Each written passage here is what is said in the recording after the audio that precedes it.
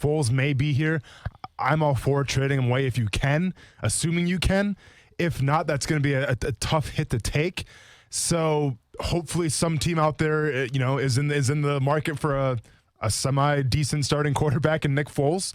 But I'm in on Gardner Minshew, and it's funny. I've been seeing some mock drafts already, and oh boy, someone's got. I don't know. Well, we're kind of that season, right? Like the playoffs are out of reach. I mean, what else can we really talk about right now? And I saw one mock draft, and with Tua getting hurt and everything like that, where his stock kind of dropped a little bit. Someone had Tua going in the first round of the Jacksonville Jaguars. It's not. I thought about it this morning. Really? I thought about with that second pick. If Tua drops into the late teens and early 20s, if the Rams are picking there, do you consider that? I mean, do you consider giving him a redshirt year in the NFL? Yeah. Seeing what happens, and worst comes to worst, you have two quarterbacks. Again, this whole situation, we're going to talk about everybody's going to bring up the dollars and all. I don't care about the dollars. Sure. I don't. If you care about winning, listen, you can get to a point where the dollars matter. The dead cap is an important figure. The Jaguars got hit, and they had to get rid of guys like Tayshaun Gibson because of that. So it's real.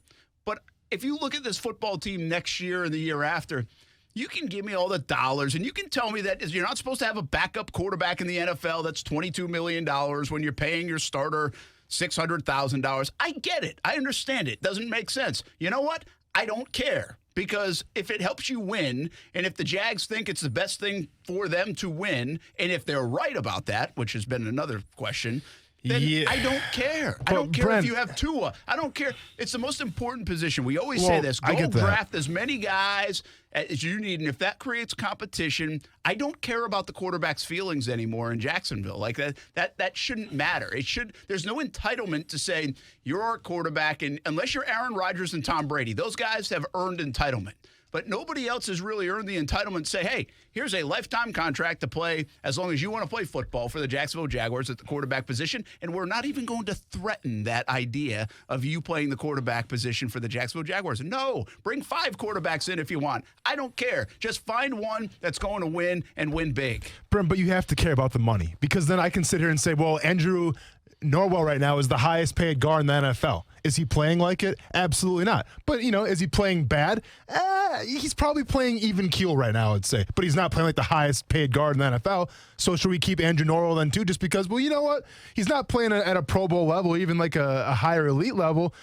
But, it's all right. He's serviceable, so let's keep him in there. No, but here's the difference in my opinion. This is the way I look at it, okay? You're not paying $40 million for the quarterback position.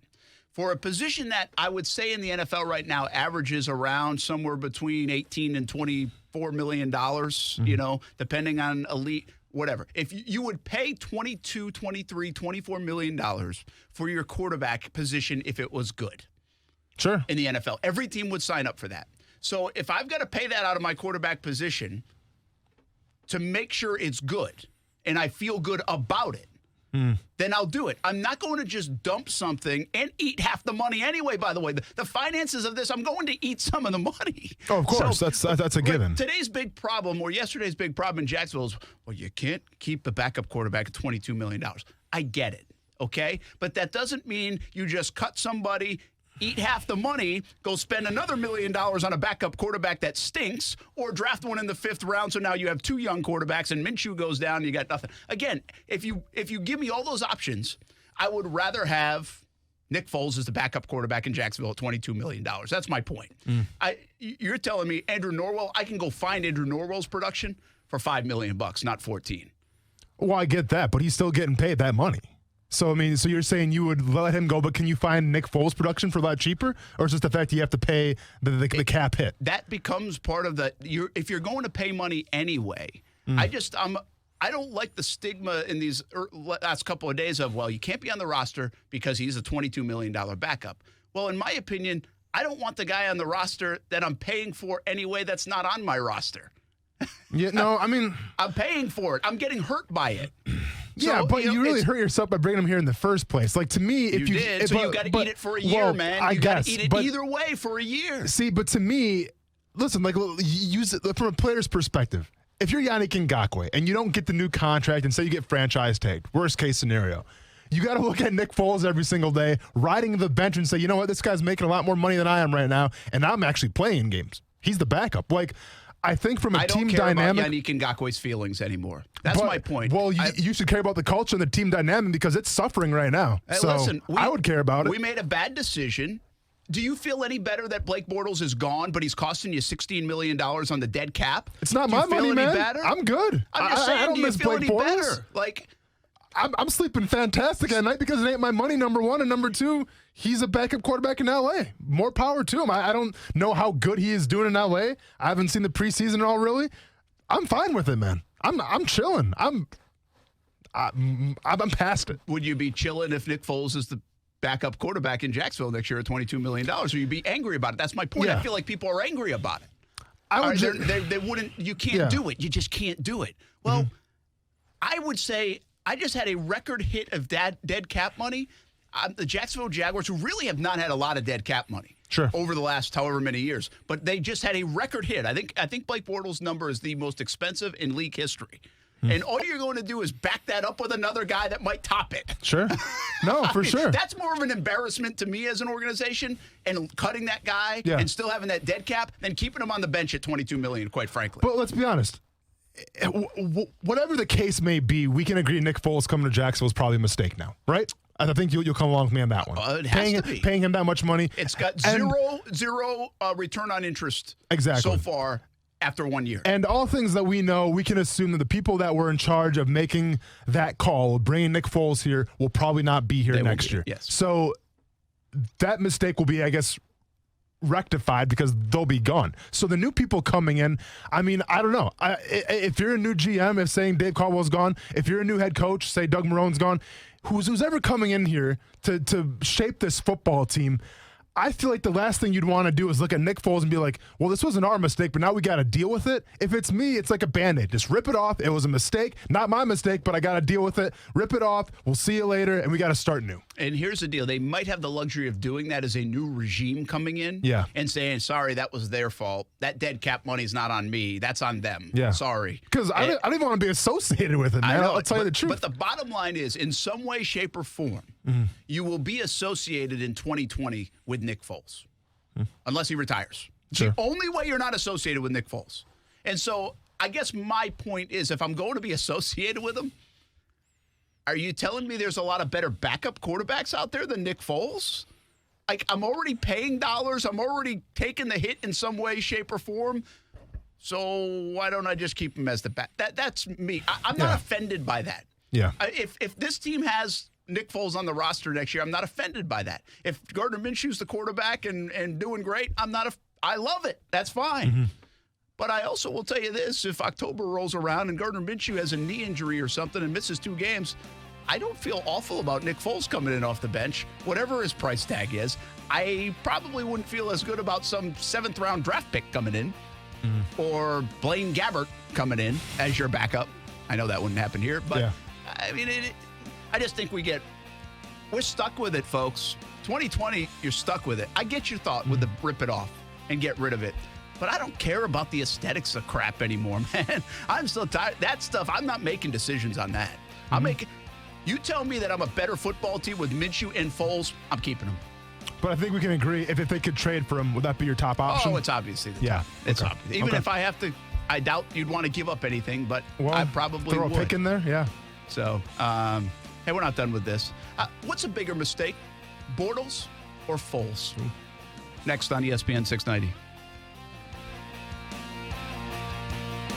Action Sports Jacks with Brent Martineau on ESPN 690 is brought to you by Best Bet Jacksonville and Orange Park. Now, the First Alert forecast on ESPN 690. A lot of sunshine for today. Still below average highs in the upper 50s to near 60 degrees. Clear and chilly tonight down to the upper 30s. With your First Alert forecast, I'm Action News Jax meteorologist Garrett Biedenbaugh. The Weather Center is brought to you by Beard's Diamonds, where now through December 24th, you get 20% off everything in the store, including loose diamonds, only at Beard's Diamonds. The holidays are on the horizon, and that means family and food. Hey, everybody, I'm Brent Martineau. Let Renna's Pizza help you out. Parties at school, parties at work, celebrations, or hey, maybe you're just tired of cooking yourself. Renna's has you covered with 5 locations in Northeast Florida. Want a fresh one? Renna's makes everything fresh. New York-style pizza, sandwiches, salads, pasta dishes, everything fresh. Find out why Renna's has been a family favorite for over 40 years. 5 locations in Northeast Florida, Marsh Landing, Bay Meadows, Argyle Forest, San Jose, and the newest location in Neptune Beach. If you've been thinking about LASIK, consider Meta Custom Vision at Florida Eye Specialist. Just listen to what golf professional Todd Bork has to say. I thought about LASIK for years. Part of what I do is play and teach, and it's frustrating to not be able to see. And that led me to go to the 250 place, 250 and on, to where I found out quickly that, well, you're not one of those 250 guys. When I went through all the paces at Meta, and, when you hear somebody, they've done 25,000 cases, and he was one of the pioneers of it, you feel like they kind of know what they're doing. I was told that there was financing options. It included all the follow-ups, and it also included if you had any problems or any tweaks needed to be made, they were all covered. See why thousands of patients have chosen Meta Custom Vision and Florida Eye Specialist for their eyes. Call 268-EYES or online at metalaser.com. Hurry before your HSA or flex spending accounts expire at the end of the year. Your eyes deserve the very best. Meta Custom Vision at Florida Eye Specialist. 268-EYES. New flavors and a rating that would make man jealous. Hey everyone, this is Austin Lane. And I'm Brett Martineau. Vita de Luis recently got a 98 rating. It's new, and it's getting rave reviews. Made in Tequila, Mexico, and shipped directly to Jack's Beach. Vita de Luis is available in 3 flavors. And those flavors are Blanco, Reposado, and Añejo. Try all 3. Make your own recipes with Vita de Luis Tequila, one of the smoothest tequilas you will ever taste. For merchandise and more, visit VitaDeLuis.com. Pop quiz. If you sell a home for $500,000, how much would a traditional real estate agent charge in commission? If you guessed $25,000 to $30,000, you're right. But if you think that's the only way, you're wrong. This is why thousands of homeowners are making the switch to Rex. With Rex, you get a dedicated agent and a full-service experience at a fraction of the cost. Rex uses game-changing technology to cut out the middleman and save homeowners tens of thousands of dollars in fees. See if you qualify by calling 833-REX-HOME. Remember, this is your home. Why give an insane amount of equity away to an agent? Rex offers the lowest fee in the industry without skimping on service. You'll work with an experienced real estate team with you every step of the way. Get the most out of your home. See if you qualify by calling 833-REX-HOME. 833-REX-HOME. Florida, CQ 1057788. Minimum fee may apply. Not licensed in all 50 states. Visit rexhomes.com to see if Rex is available in your area. Rex fully supports the principles of the Fair Housing Act and Equal Opportunity Act. The most wonderful time of the year deserves the most wonderful sale of the year. And for that, you got to go see Arlington Toyota, where you can still get huge Toyotathon savings and pay up to 50% less on remaining 2019s. With over 1,000 new and used on the lot every day, that's a whole lot of Toyotathon savings happening right now at Arlington. How about a 2019 Toyota Camry? It's not $19,745. Now it's only $15,581. That's $15,581 for a pre-owned 2019 Toyota Camry at Arlington. Got to have a 2019 Toyota RAV4? It's not $22,925. No way. Now it's just $19,481. Just $19,481 for a pre-owned 2019 Toyota RAV4 XLE at Arlington. Plus, you're going to get all the rewards and benefits of the Arlington Toyota $5,000 Advantage Club with your purchase. Toyotathon is on, but it won't last forever. Get in today and pay up to 50% less on remaining 2019s at Arlington Toyota. In person at 10939 Atlantic Boulevard and online anytime at arlingtontoyota.com. Visit arlingtontoyota.com/Toyotathon for offer details. Action Sports Jacks on ESPN 690. If there was an award you can give a guy that has the fastest get off in the NFL, I would be campaigning for that award for Marcel Darius. It's not only the first step, Brent, it's also the hand placement. Catch Brett and Austin weekdays 3 to 6 p.m. on ESPN 690 or ESPN690.com. Hey, I'm Jay DeMarcus from Rascal Flats, and this is Action Sports Jacks. See, what we have here is a failure to coach. Doug Marrone is not a coach. You have Nick Foles as a proven starting quarterback. Minshew is not a starting quarterback. This is a fluke. I would do right. I would set my starting quarterback out for the rest of the year, let Minshew finish for the year, see how we stand. In the meantime, we find a new coach. There's nothing wrong with Nick Foles. That man's a Super Bowl winner and a Super Bowl and a playoff provider. Get real. Come on, man. Hey, thanks for calling Star 690. Your thoughts, and that's Nick Foles defender right there. We'll get into the Doug Marrone conversation. The rumors are out, of course, and that's going to happen, and it's not a surprise. And I think if you ask Doug Marrone if he thinks he'll be back, I think he would, if being honest, tell you probably not, based on the last month. So we'll get into that coming up in just a bit. Do have a question out there real quick, and we're going to elaborate on this. We have some things on the horizon. In fact, Matthew Driscoll, UNF men's basketball coach, just stopped by. I love it. And he'll talk a little Jags now. He's not afraid to do that. No. But I posed this question before the break. What is the bigger mistake? And we'll elaborate on it in a bit. But Bortles' mistake or now Foles' mistake? What's a bigger one? See, to me, it's Blake Bortles just because I think you had a little bit of the known still with Blake Bortles. He had that one good season back in 2017. Everything else was kind of, 50-50, I guess you would say. At least with Nick Foles, you were in need of a quarterback, a free agent quarterback, because you felt like all the pieces were already around you. You didn't want to go in the draft and draft a young guy. You wanted to get a solid vet, a Super Bowl MVP. So I think Blake Bortles is actually probably the bigger mistake.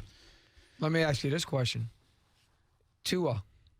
We were just talking about it. Yeah. You score 45 points, you should win. Yeah, you should.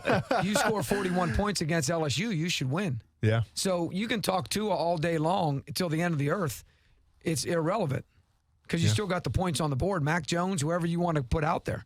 Yep. So this would be the same from a different scenario, a different approach. Maybe someone doesn't have any skin in them. Like, is it that or is it something else?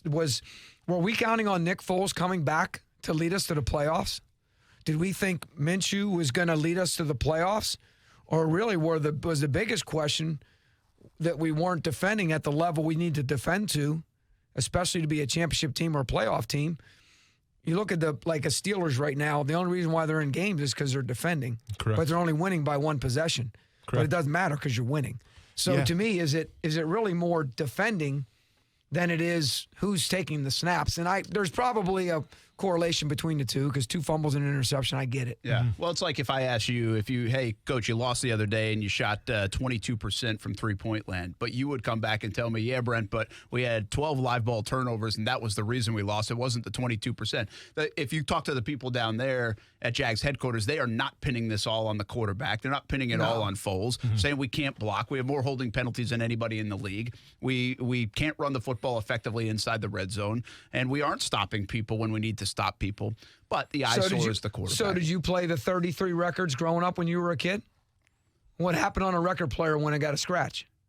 What did it do? Skipped. Don't ask me. Right? Well, it kept going around, right? Yeah. Okay, so what were you saying at this time last year?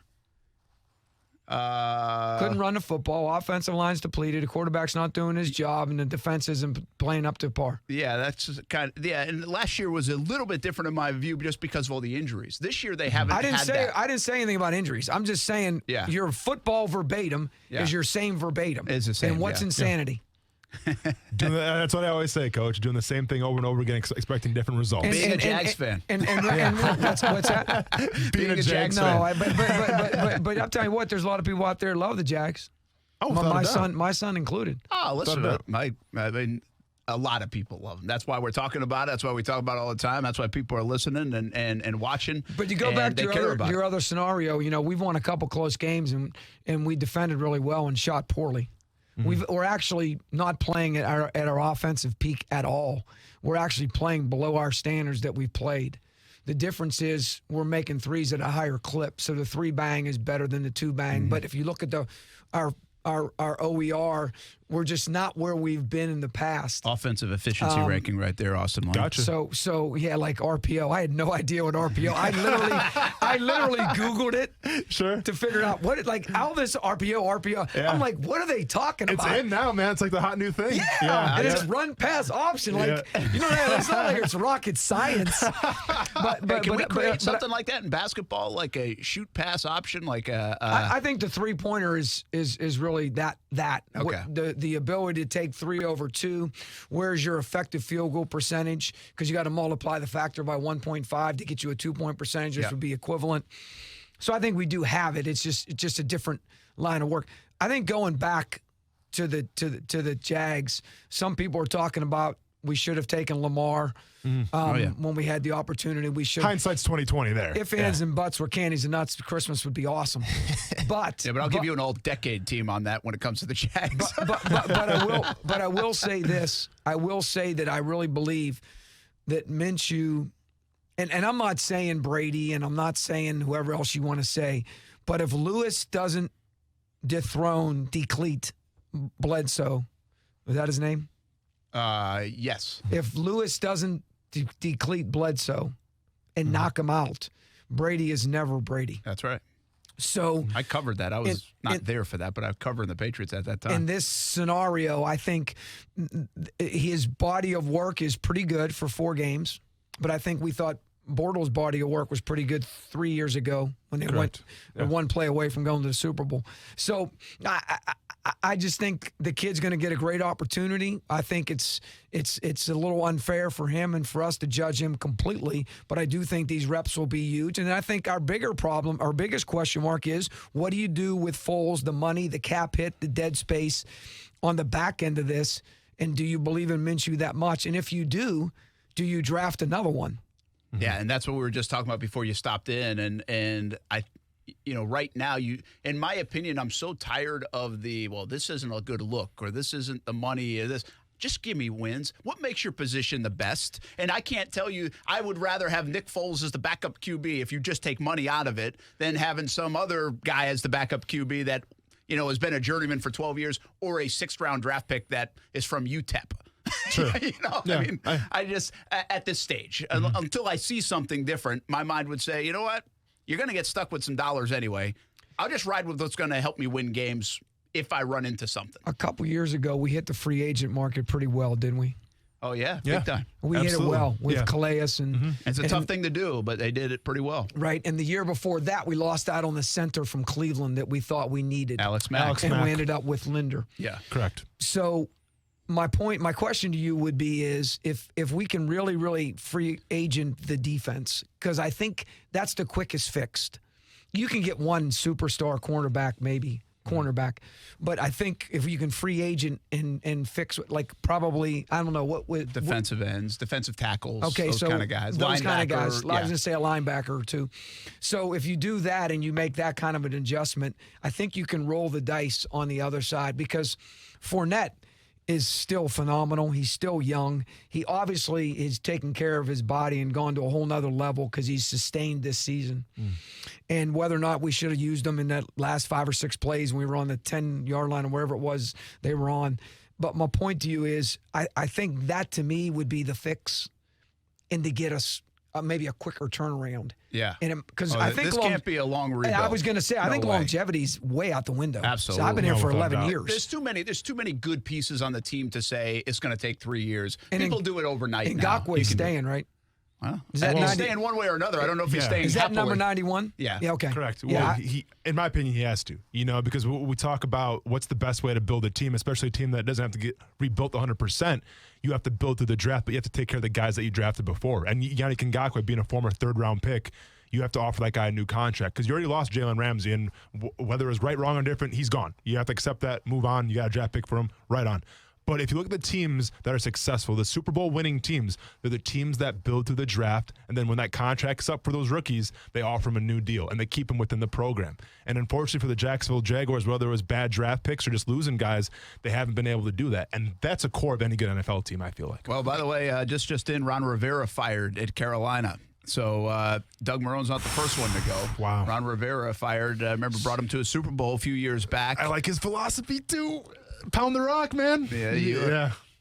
That'll be interesting. That guy's floating around there with a pretty good resume. Yeah. Taking a team to a Super Bowl. A lot of average years in Carolina as well, though. Sure. Not like Jeff Fisher. Yeah. What was he, Mr. 8-8? He was. Oh, yeah. And Rivera has a little bit of that quality to him, I think. A little bit. Maybe not as long of a run, but he does have that quality to him. Hey, we don't have a ton of time. I got to ask you about your basketball team, man. Good win over High Point. You beat Tubby Smith. Does it mean something to beat Tubby Smith for you personally? Come on, be honest with us now. No, I won't. know he's coaching High Point. I don't lie. He's trying to rebuild that thing. But you just beat Tubby Smith. The guy won national title at Kentucky. Yeah, in 1999, my wife got to meet him and my children. I never did. It was a fluke deal. She held the door for him because he was carrying soda in the building. It was really cool when he took care of my boys. But Coach has been really, really good to me. He's really, really brought me along on the side. He's really said some really good things. He's played us when we were at Minnesota. And he is the classiest, if not in all sports, of a human being. And to see what he's gone through, Minnesota takes him to the NCAA tournament, wins a first-round game, and they give him a 3-year extension 9 months earlier and say, you know what, we think the game's kind of whatever. Memphis, you know what, Penny can get these guys. He got these guys on cue. Obviously, he's helped paying for them to move players and all that kind of stuff. We think it's time to get Penny in here, and we're going to give you $9 million, but you're going to. So here's a guy that's got unbelievable class. And an unbelievable bank account too. It sounds like. Yeah. He's got about $15 million. But 600 and some wins, more games than I ever coach, and just to coach against them and to know that how much he respects us. He really loves our team. He loves our program. When he beat us at Minnesota, he was probably 200 or 300 feet down the hallway, and he yells, "Coach, come here!" And this is after the game. I looked drained. It was a 2-point game at halftime. And I walked on, and he looks at me. I'm not going to cuss. And he says, "What the are you playing all those money games for?" And I looked. He said, "Man, your team's really good, but you're beating them down." I said, "Listen, Coach, you just don't understand." Yeah. But now, now he's at high point. Now he understands. Now it's a little different. But I really love where our guys are. I love the fact that we're 11-2 our last 13 mid-major games. We're 4-1 mid-majors this year. We've protected home in a non-conference 5-0. Yeah. We obviously build ourselves around shooting threes, and I'm not embarrassed, and I'm not scared. And I'm not most in the country, by the way, right now. But I'm saying, that's what we do, and that's what our guys are good at. Yep. So that'd be like saying having Ralph Sampson and let's not go inside. Yeah. We do have a better threat around the rim. We're not defending the rim as well as we did last year. We're really not defending the rim as well as we did last year, and we're really working on that now to try to figure out where we're missing that. And you could say, well, it's Noah Horkler, Coach. I mean, it's not hard to figure out, but we have to figure that part out. But we go on the road now for a long time. We're not home again until January 9th. 7 when the league straight on starts. the road. 11 of our last 12. And we have some true mid-major road games. First time. Austin P and Southern Miss back-to-back, a team we already beat at home, Southern Miss. So we got Florida State and, of course, at Syracuse and at Dayton, who will be probably top 10, top 15 in the country by the time we play them. Wow. And then right on the road to Kennesaw State and to Northern University of North Alabama to open up the league. So it's great. It's awesome. We're getting healthy. Garrett's back. Yep. So we're really in a good place. And as a coach, I need to continue to understand that celebrate victories. And I know we won by 23 last night, and I know here let's leave on this. Somebody asked me a question last night in post-game media and said, "Coach, you look like you really got into the guys and you were coaching them hard and you had such a big lead and all this kind of stuff." They haven't been to enough games. Well, here's the thing, Brent. If your child comes home with straight A's and you're so proud, of course, and you're so happy that this person really embraces education, but they continually treat their room the way you don't want them to. They continually disrespect your mother like you don't want them to, and they continually bring their car home with no gas in it like you've told them not to do. But you're going to just say, it's okay. You got straight A's. It's all right. You'll figure it out. You'll work this out. You'll get better at treating your mother better or treating women better. You'll get better at taking care and being accountable, responsible if you borrow something or you use something of somebody. No, it doesn't work that way. That's great you got straight A's. You should have straight A's. I'm proud of you for straight A's.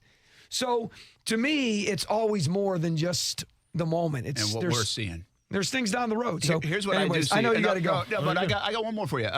Because I've watched a couple of games. I've only been to a couple. The Jag shows are every day that coaches scheduled the games this year.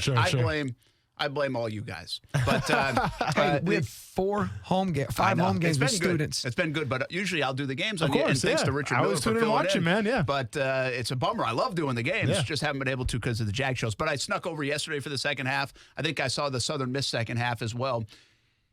You look like you're having fun with this team. You like this team? Yeah. I mean, you can kind of see that. I know sometimes people will notice when you're yelling at them.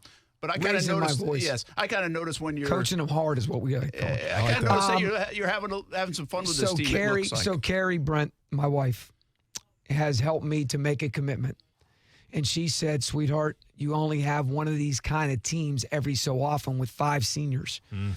how about you just take a step back and really enjoy these 5 seniors? You've poured into them so much that you should actually cherish and relish what's transpiring in front of you.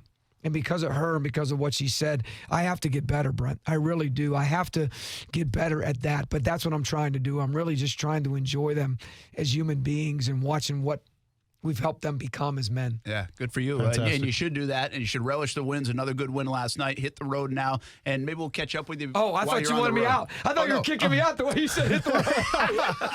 I was grabbing my car key. That's not my job, Brent. You're doing it, man. No. That's what Carolina said to Ron Rivera apparently today. But no, have a good road trip. Good holidays. You have a good Thanksgiving, by the way? In Vegas. I know you were in Vegas. Yeah. I tell you what, first time, I think maybe in my life, I'm not positive, I didn't have turkey. Wow. Oh, wow. It was kind of weird. But listen, I enjoy you, and I really enjoy talking when we were at the Final Four. I thought that was one of the better conversations that we had, and I respect when you come from a school like you come from, you get it a little bit better, a little bit more clear. I appreciate it, Coach. Yeah, Thank you. and it shows in you. Hey, go win some games. We'll see you back here in January. Coaching them hard. Coaching them hard. Please. I like that. By the way, go watch Carter Hendrickson play for UNF. That kid's going to be a stud. He's without just a a doubt. sophomore. Kentucky guy. All right, Matthew Driscoll from the UNF Ospreys off to a 6-4 start, 5-0 at home. They hit the road now for the month of December. Hopefully I'd love to see him steal one of these wins. Tough to do, though. He mentioned Dayton, some hard teams coming up. Yeah, tough to do. But you're gonna find out what your team's made of. Hopefully they can. They're a good team. Yeah, they're a good team, and they'll threaten in the league and maybe be around for March and make a run in March. I'll be around in March. Hopefully they make a run in March. Quick little tidbit. So he's talking about the RPO thing. I probably should have brought it up with him. But would you say the RPO, if you compare it to basketball, would be like the pick and roll? Where you kind of read what the defense gives you and you just go from there? Yeah, there we go. So that's actually I'm way talking back. like so they Steve Nash, started Amari it. Yeah, so they actually started it. It would have I'm been talking the other side. 2005 Steve Nash MVP, baby. You know what I'm saying? I like it. All right. Hey, we're going to take a timeout. When we come back, we'll get more into the Bortles and Foles discussion. And what is the bigger mistake? Are they both equal value? Getting some responses on social media. Ron Rivera out. Yeah. Is it someone you seriously would consider? Doug Marrone rumors. Will he make it through the end of the year? What is going on in Jags land? A lot to get to here today. We're just scratching the surface, and we do have Jason Fitz, we believe, coming up at 4 o'clock, talk some college football. We will have Alex Ricker-Gilbert at some point from the JU Dolphins. If you haven't heard today, JU canceling their football program.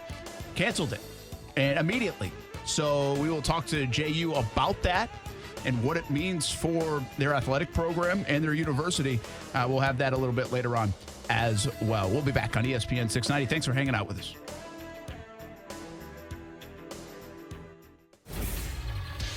ESPN 690 Sports Center Update. I'm Jake Mitchell, and it's not just the Chargers game. It looks like crowd favorite Gardner Minshew II is going to get the ball for the remainder of the season. And while he appreciates the love, there is something about this past Sunday's game he did not like. You know, one thing I didn't appreciate was a lot of the booing today. You know, you got guys that, you know, putting their hearts out there every play, every game.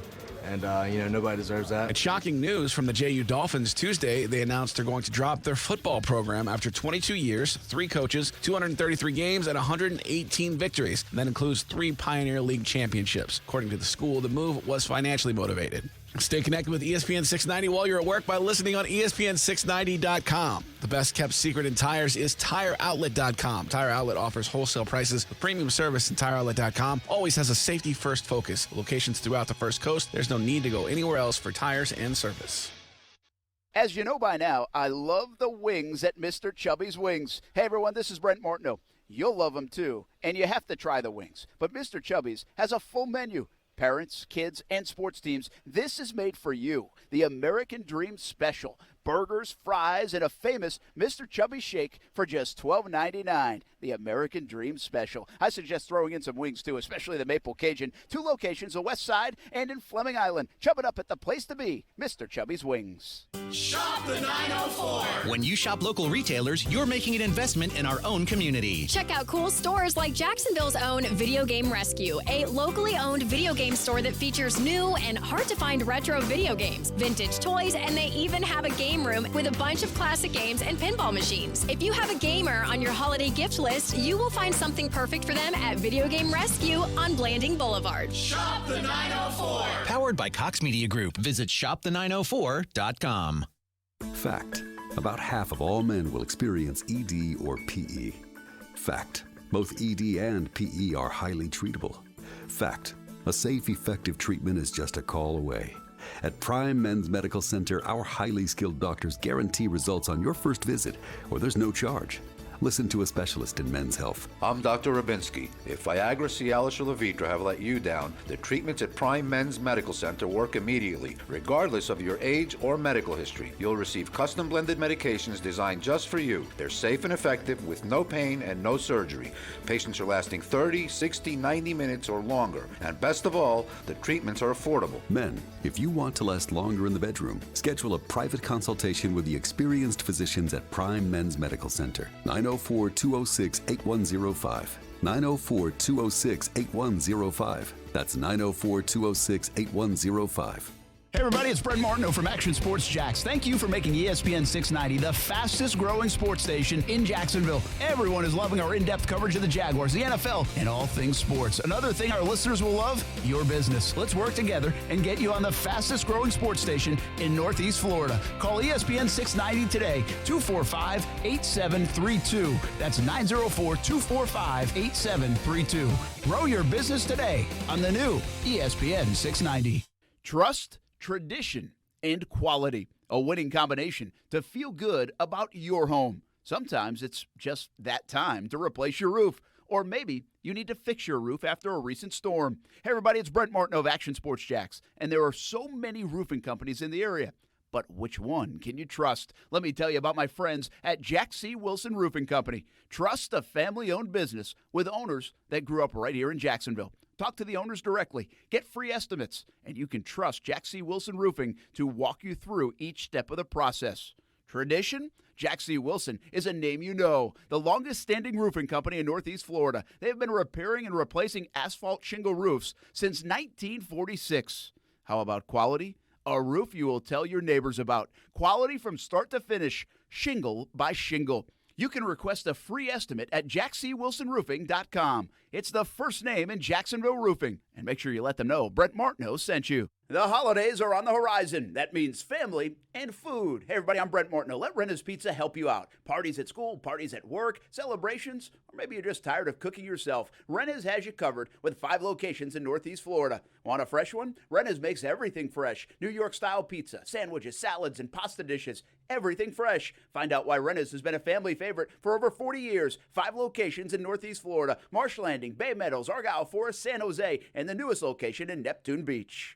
At Action News Jax, we're here for severe. When storms threaten, put your trust in the Action News Jax First Alert Weather Team, led by Chief Meteorologist Mike Burrish, rated the most accurate for the last 13 years. The First Alert Weather Team is the only team of certified meteorologists in the Jacksonville area. That means we have the most schooling and training to forecast and predict severe weather, and that experience will keep you safe from a storm. Action News Jax First Alert Weather on CBS 47 and Fox 30.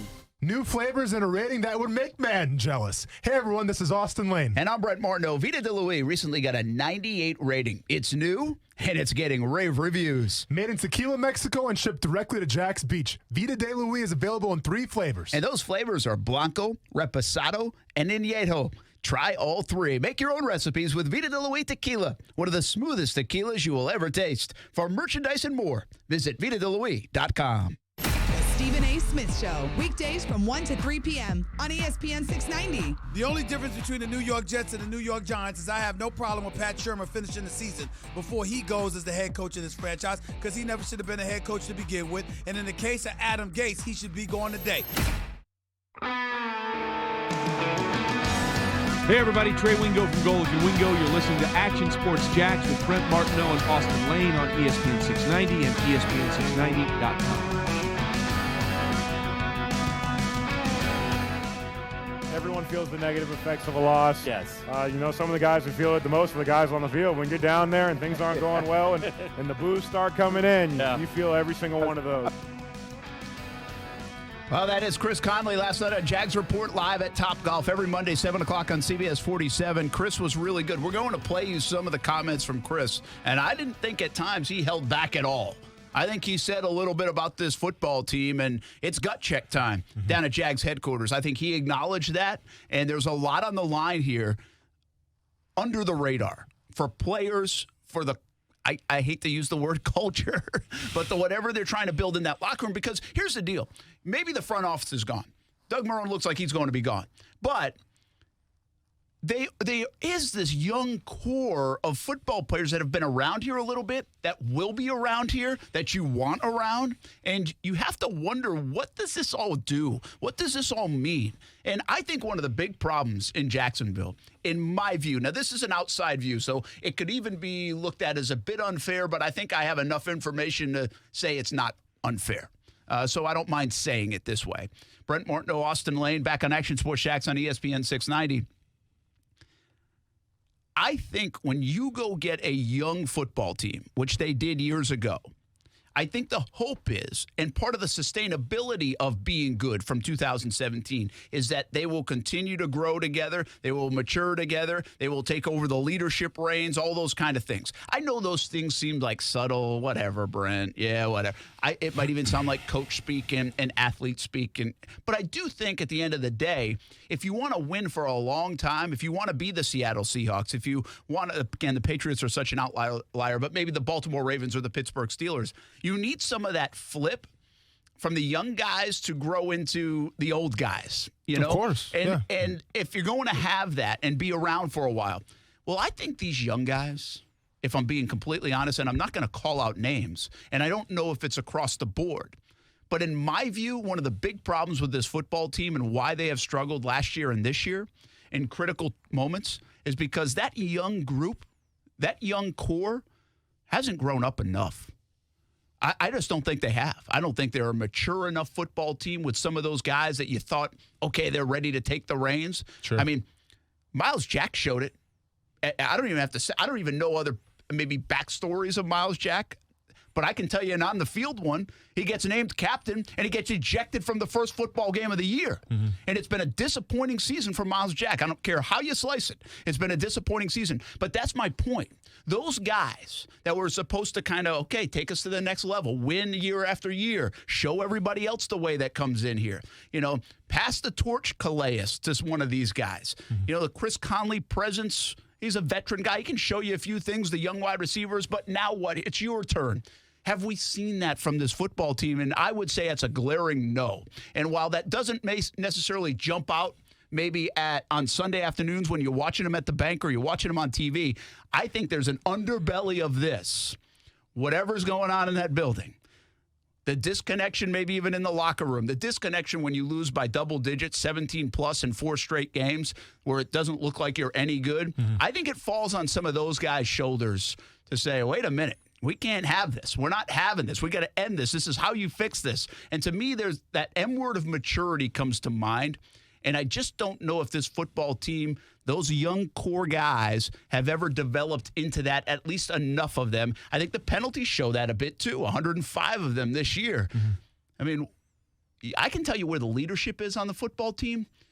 I just don't know if there's enough leadership. You get my point? Absolutely. Am I mistaken? Is it possible? No, you're not, Brett. And to me, this was a problem even when Gus Bradley came in. When I was on my way out and I started watching all the transactions happen on the Jacksonville Jaguars, I started seeing like Mercedes Lewis getting let go. You know, Darryl Smith goes to Baltimore. And it kept on just going on and on and on.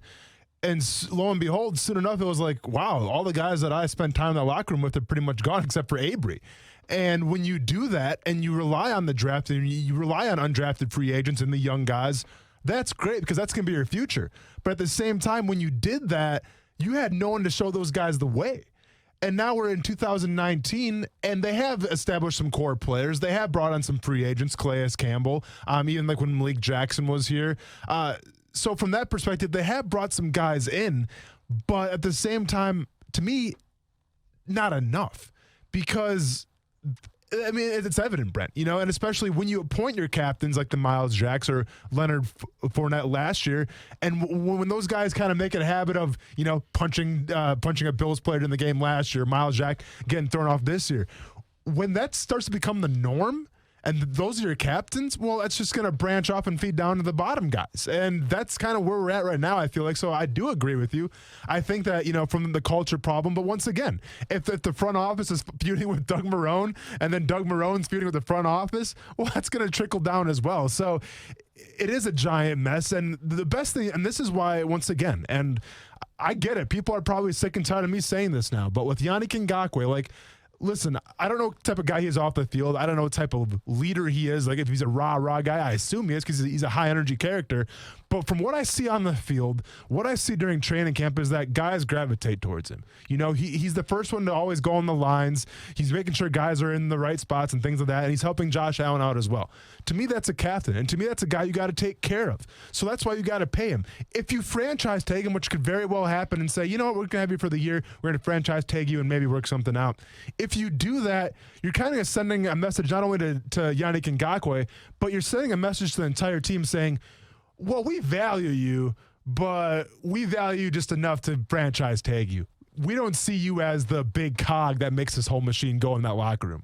So that's why, to me, it's so important to take care of the guys that you drafted, that were expected to come in here and get jobs done. And one of the things now, if a new regime, and when a new regime we think comes in there, is are they going to say, hey, Jan, hate to tell you, man, but you have to prove it again to us. I don't know you. We don't know you. That happens, man. No, it does. That absolutely. happens in our business. We get a new news director, a new general manager, a new company that owns us. And guess what? You got to go. They don't care what Brent did the last 12 years. They have no idea about Brent. They just know he's a sports guy. He's getting paid this, and, well, let's see if he's any good. Well, and guess what? I mean, assuming an entire new regime comes in here, that means a new offense. That means a new defense, and it means a new philosophy. So they could look at Yannick Ngakoue and be like, I don't know where we're going to put you. They can look at Miles Jack and be like, oh, cool, you're very adamant about playing middle linebacker. Check this out. You're playing outside linebacker now. Welcome. Those things are going to happen. And that's why I guess this last quarter of the season is so important from the players in that locker room because, yes, you're putting on additions, but you have to hope that whoever comes in here to take the coach's jobs are going to fit into what you run because, that's what happened to me. When Coach Malarkey was here and Tuck was calling the defense, I was a 4-3 defensive end. I was 265 pounds, and I was at home there. I was the first and second down defensive end. All of a sudden, Gus Bradley comes in, and it's more of the 3-4 hybrid, and you're talking about a 265-pound Leo. No, can't do that. Well, can you play defensive tackle? Well, I'm 265 pounds. Can't do that. So there wasn't a home for me. It didn't matter what I put on film. There just wasn't a home for me. So that's what players in the locker room got to understand as well, where if a new regime does come in, it's going to be like a day one all over again. Yeah, it's. I just feel like we're going to hear so many stories coming out in the next month, too. I just feel like the little things. Let me ask you this one before I get more on Foles and Bortles. Sure. And which was a bigger mistake. How many things do you think in your time that you recollect, you go back on and you think maybe in OTAs, maybe in training camp, like, oh, boy, see that guy right there, or the way we had that meeting, or the way we practiced, or the way that guy shouldn't get away with that, or this or that, or those kind of things, right? Sure. That later in the year, you're like, I knew it wasn't going to work because of those little things. Nobody thinks it's a big thing at the time, but they balloon, especially when you start losing. Yeah. And I got a feeling like that's happening now. Yeah. All these, of course, the biggest one being Tom Coughlin and Doug Marrone. Doug Marrone says, hey, I'm going to do it my way, man. And we know Tom Coughlin wasn't signing off on that way. So now you get that because why it's not working. We all have egos. Tom Coughlin has an ego. Tom Coughlin said, I told you, man, this ain't going to work. I've been doing this for 30 years, 50 years, whatever it is. Yeah. Doug Marrone says, I don't know why it didn't work. I wanted to do this. I tried to take care of you players. What happened? But how much does that happen with the players, too, where you your locker mate, a guy in your defensive meeting room might be like, I knew this was going to was going to snowball at some point. So it's funny. There's a couple examples I can give, but the biggest example, when you mentioned that, you brought up the question, I went to one place right away. And it's funny because usually in a locker room, you've seen it, Brent, it was the defense sticks with the defense, the offense sticks in their clicks, right? I mean, we don't really, we don't cohabitate, basically. Well, we did in this instance. And it was when going into the 2011 season and Dave Garrard just got cut. and Blaine Gabbert was the starter, because obviously I was shocked. The entire team was shocked. We were at the team luncheon. We get back from the bus, and all of a sudden, Dave Garrard's locker's getting cleaned out. Yeah. We thought it was a joke. Unbelievable. We honestly thought it was a joke. No one was buying it. And all of a sudden, Blaine Gabbert By the is way, the that's starting. how this damn decade started in Jacksonville. Yeah. So, and granted, I think at the time, I forgot who the backup quarterback even was. That started a couple games. Was it Henne at the time? It might have been Henne. Whoever the quarterback was ended up starting a couple games, but we knew the writing was on the wall. Blaine Gabbert was going to be the starting quarterback. And after his first game, he panicked a little bit, and we knew that. And we talked to the offensive linemen, and we knew, man, this guy's like, it was adamant. Fans knew it, players knew it, and I could have swore coaches knew it as well. But we knew, man, you guys are going to throw Blaine Gabbert in way too quickly. And I get it. He didn't start right off the season, right off the bat. But we knew what the writings on the wall was. When we weren't winning games, couple games in, Gabbert was going to get his phone, his number rang. And sure enough, he goes in, and the guy wasn't ready. Yeah, and you guys knew it. And we knew it. We knew it right off the get-go. And we were just in shock that Dave got let go, because we were coming off an 8-8 season, and we had a lot of those pieces from the 8-8 season, close to making the playoffs. And all of a sudden, Dave's gone and Blaine's in. It's like, oh, well, we knew it was up right away. If it makes you feel better, Jack Del Rio didn't even know they were drafting him. There you go. Way better now, yeah. Some responses on the Foles or Bortles, okay? Sure. Foles unequivocally, Archer says, based solely on cost of the team. For the second time, Coughlin has put this team into salary cap hell for no reason. Eric says, Bortles, it's not close. He ate up 5 years, 73 starts. That's a lot of bad football. Joey says Bortles, because if not for that, we may have not ended up with Foles. Maybe would have drafted different. Again, this isn't a cause and effect question, although I know there is a cause and effect element of this. Yeah. Alfie says, I think it's without question Bortles. Matthew Foles, only because they just went through the same scenario in offseason prior and did it again. Mm-hmm. Charlie, Bortles extension, no reason for it. At least with Foles, there was a logical thought process considering what was available. Barnes says, fire Marrone now, hire Rivera. How many people are raising their hand for that? I'm not sure. Let's get into it. MC says Bortles, because they had a chance to hedge that bet, failed to do so. Foles was a Hail Mary of desperate proportions. What else we got? NorCal Brian. Blake, because he was already under contract. We already knew he wasn't good. And we've got an Andy question that we can get to in just a little bit. So I like that topic, though, because they have made two epic mistakes. Mm-hmm. And in a way, I feel like the Foles mistake is now going to look more bad. Yeah. Is that the right English? It's going to look epically bad. And yeah. Both are going to look epically bad. Of course. But I get the feel this one might. So I'll explain that. Okay. Plus, we have some college football. I think Jason Fitz will join us. That's on the way, but we're not done with the Jags discussions. It's coming up on ESPN 690. Attention men and women. If you'd like to get your hair back, then you need to listen to some of our clients. John in Orange Park. IHRS showed me what was causing my hair loss and helped stop it. Call IHRS now at 904-777-IHRS. Find out how to grow your hair back with a free hair and scalp examination. Mike from Bay Meadows. I finally found the most experienced company who could restore my hair. Now I have hair where I had none before. Results guaranteed. Diane from Ponte Vedra. Now I have what lotions couldn't give me. Thick, beautiful hair. Find out why you're losing your hair and how to grow your hair back. Call 904-777-IHRS for a limited time free hair and scalp examination. Now my hair will grow for the rest of my life. Thanks, IHRS. Thank you, IHRS. Thanks, IHRS, for giving me my hair back. Hurry, this free examination, normally $199, is yours for free and good only through Sunday. For your free examination, call IHRS at 904-777-IHRS. That's 904-777-4477. Call now. Pros like you do it right by starting with Lowe's to save on the brands you trust. Stop in today and get your choice of a DeWalt 20-volt max brushless cordless drill or a DeWalt 2-pack of 20-volt power tool batteries, each just $99. For your next electrical job, we have quantities you need of 250 and 1,000-foot rolls of Southwire Romex Simple 12-2 and 14-2 wire. Plus, get the electrical boxes, switches, dimmers, and conduit you need to complete the job. Load up today and every day. Do it right for less. Start with Lowe's. Offers valid 12/5 through 12/11 U.S. only. 'Tis the season to get the job done right. At AutoZone, we've got great deals on awesome products to help you spread the cheer this year. Right now, save $30 when you buy a 180-piece Duralast Mechanics tool set. It's perfectly portable, so getting the job done on the go is a breeze. And Duralast tools are guaranteed for life, which means it really is the gift that keeps on giving. Celebrating the holidays with a job well done starts here. Visit AutoZone.com and we'll help you get what you need. Restrictions apply. Get in the zone, AutoZone. Hey guys, this is Allie McNeil from both Best Bet Card Rooms. Best Bet's annual Winter Poker Series will be starting on January 17th at our Jacksonville location. With 12 poker events, the Best Bet Winter Poker Series has something for everyone, including the main event featuring an $1,100 buy-in with a $200,000 guaranteed prize pool. Whether you're looking for a low-limit or a high-limit event, the Best Bet annual Winter Poker Series will have a seat for you this January. Experience the best at Best Bet Jacksonville.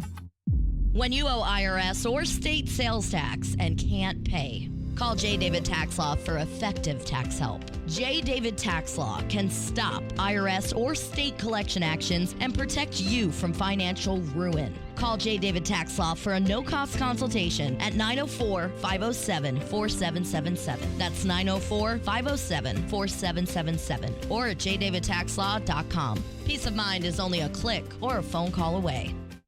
Broadcasting live from the ESPN 690 Anajar and Levine studios. Anajar and Levine Accident Attorneys. Call 904-600-4000. That's 904-600-4000. ESPN 690. Jacksonville's home for ESPN Radio. Coach Perry Fuel named interim coach. Carolina's 5-7 has lost 4 straight. Steelers coach Mike Tomlin announcing quarterback Devlin Hodges will start Sunday against the Cardinals. Hodges 2-0 as a starter this season. Pittsburgh in the thick of the playoff hunt, currently 6th in the AFC. The penultimate college football playoff rankings of the season unveiled tonight, 7 Eastern, ESPN TV and the ESPN app. Ohio State, LSU, Clemson, Georgia expected to be the top 4. Even if they lose championship weekend, OSU and LSU will not be knocked out of the playoff picture, believes the SEC Network's Paul Feinbaum. I think Ohio State has done enough this year as the most complete team in college football to get in even with a loss, and I think the same identical thing can be said about LSU. It's so strange that this is the weekend we wait for, and quite frankly, neither team has to win, and if they lose, they'll still get in, only in the college football playoff. NBA, Brooklyn's Kyrie Irving out at least 2 more games with a shoulder issue. Don't let the big talk from the big wireless carriers fool you. Straight Talk Wireless runs on the same 4G LTE networks for up to half the cost. Get the unlimited plan with up to 25 gigs of high-speed data, then 2G for just $45 a month. No contract. Straight Talk Wireless, only at Walmart. WOKV Jacksonville. Listen live everywhere you go on ESPN690.com. ESPN 690, a Cox Media Group station. Brent Martineau. You see him every day on CBS 47, Fox 30, Action Sports Jax. Austin Lane. He's a former Jag star and current MMA fighter. Broadcasting live from the Anajar and Levine studio. This is Action Sports Jax on ESPN 690 and ESPN690.com. I just thought it was going to give us the best chance to win. I really did. So I don't think any decision like that's easy. It's very painful, because it's just not one person. And I look at it as if I ever have to bench someone or pull someone or whatever words that we want to pull, it's a direct reflection on me. It's not easy, but, those are decisions that have to be made. Well, that's Doug Marrone on the quarterback situation here in Jacksonville. And Coos, can we expunge, is that an appropriate word, expunge everything that has to say, give me the best chance to win here in Jacksonville? Because I just don't believe it anymore. We're all in this together, and what gives us the best chance to win? I mean, I'll just bleep those out. Yeah, please do. I mean, I just can't. I'm to that point. It was like this with Gus Bradley. Yeah. By year 4, you didn't even want to listen to a news conference. Right. I just what else are you supposed to say? And I understand where Doug's coming from. And he made the right move in terms of if you're going to say, give myself the best chance to win or give our team the best chance to win, once you saw that performance by Foles, he had to make that switch. Mm-hmm. So thank goodness he made that switch in the second half because Foles was not giving you the best chance to win, at least in that particular game. Yeah. More on the Jags. Foles, Bortles, what's the bigger mistake? That's coming up throughout the show. Ron Rivera fired in Carolina. Is Doug Marrone next? Would Ron Rivera be a fit here in Jacksonville? Would you entertain that? All those topics are on the table, but so is this. A little college football. Jason Fitz from ESPN joining us right now. Hope you had a good Thanksgiving, man. I did, gentlemen. I hope you guys did too. And I want in on the Jags fun. I mean, here's my rule with the press conference. Rule number 1 in life. I always say, look, if you want to go see a psychic, it's fine. But what you do when you see a psychic is you take your friend that has no shot at anything and you let him go in the room first. And if he comes out and he says, look, my psychic says that I'm never going to get a job, I'm not going to have anything go my way, and I'm basically going to live this life the rest of my life, that's the psychic I'm going to go see every day because that's the psychic that's honest. If we could ever have a coach They came out and said, hey, you know what? We're selling a lot of the mustache T-shirts. Figure what the heck? Nothing else is going right. Now that is a press conference I'm in for life. Absolutely. And you know what? That might be the thing around here. Sell more mustache T-shirts. They all were in the bank on Sunday, and it was a loud ovation when Gardner Minshew got in that game. Oh, wow, we've got some good stuff in college football, but it's plain as day now, Jason Fitz. Isn't it? It's Utah. It's Georgia. It's Oklahoma or Baylor. Is it as simple as that for that final team? Oh, yeah. I mean, it's going to be one of them, and I think, frankly, it's going to be a Big 12 team. And not because I think the Big 12 – this is interesting because, remember, a few weeks ago, the committee told you that they think the Big 12 is no good. Now, all of a sudden, they're stacking the Big 12 up because they've got no other choice. And that's really what this comes down to in my mind. At some point, is you're just looking at it and saying, well, got to be somebody. So what I expect tonight is we're going to see Utah – at number 5, which is going to feel good to everybody. But the problem is we're going to see 2 Big 12 teams, I think Oklahoma and then Baylor at 6 and 7.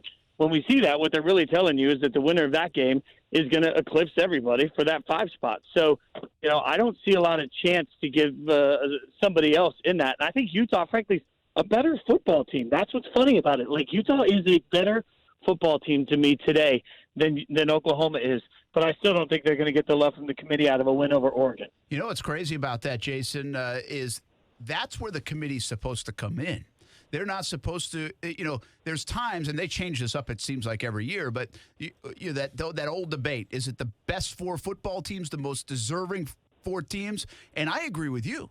I think Utah's a better football team. And by the way, they might be more deserving as well. So I still think Utah has a really good chance. It just depends on what kind of stipulations, what kind of rules this committee wants to enforce when it all comes down to it. Well, and what are they looking for? Because Utah has been consistent. Yeah, they have one loss, and that loss to USC is pretty difficult to explain. That's fine. But when you really look at who they have been day in and day out, Utah runs the ball incredibly well. Tyler Huntley doesn't make a lot of mistakes.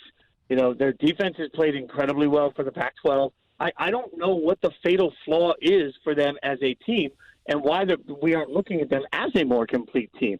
The other side of it, though, is Oklahoma sure does put up a bunch of highlights, and that's sometimes what it feels like is happening here. Like, I feel like everybody watches the 5 or 6 throws that Jalen Hurts makes that are, oh, my God, every game, and then this is remarkable. But over the last month and a half of the season, he hasn't been as accurate. He hasn't been as quick with his reads. It just hasn't been great. So, to me, I would take Utah. If I was on the committee, Utah would be my number 4 after Georgia loses. Yeah, one quick question. If Baylor does beat Oklahoma, do you think Baylor will jump Utah? Yeah, I think. Because at that point, what they're telling you is Baylor will have their loss will be to a top 12, 13 team, and they will have a win over that top 12, 13 team. They will have avenged their only loss. So I think the hardest part is that the best win left for Utah is going to end up being against probably a 12th or 13th ranked Oregon. So, this committee has been ridiculously safe. And I think they're even going to do that tonight when they give us our rankings. I think they're going to give us Wisconsin ranked higher just so Ohio State, Wisconsin looks like a good matchup against LSU versus Georgia. Like, it feels like they're trying to let everything sort of play its way out by giving everybody what they need so that the product can just resolve itself on the field. Jason, let's say that Utah goes out and just absolutely dominates Oregon. I mean, does that loss with Oregon and Arizona State, that close game, I mean, is that what really kind of put, them over as not really being maybe a college football playoff contender, maybe like a Big 12 team, is just because Oregon got beat by Arizona State University a couple weeks ago? Yeah, which is what I think is completely unfair about it. I mean, at some point, Arizona State's not a great team, but what has Arizona State done over the last couple of years?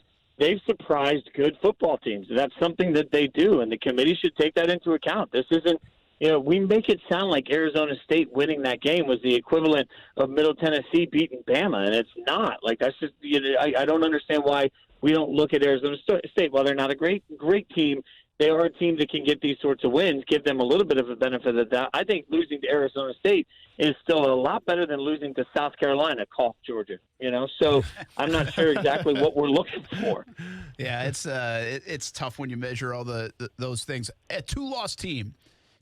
I know we're not going to get it because Georgia loses, Utah loses, and Oklahoma or Baylor lose. So you still have a one-loss team out there, so a two-loss team wouldn't be invited. If you could invite one, who would it be?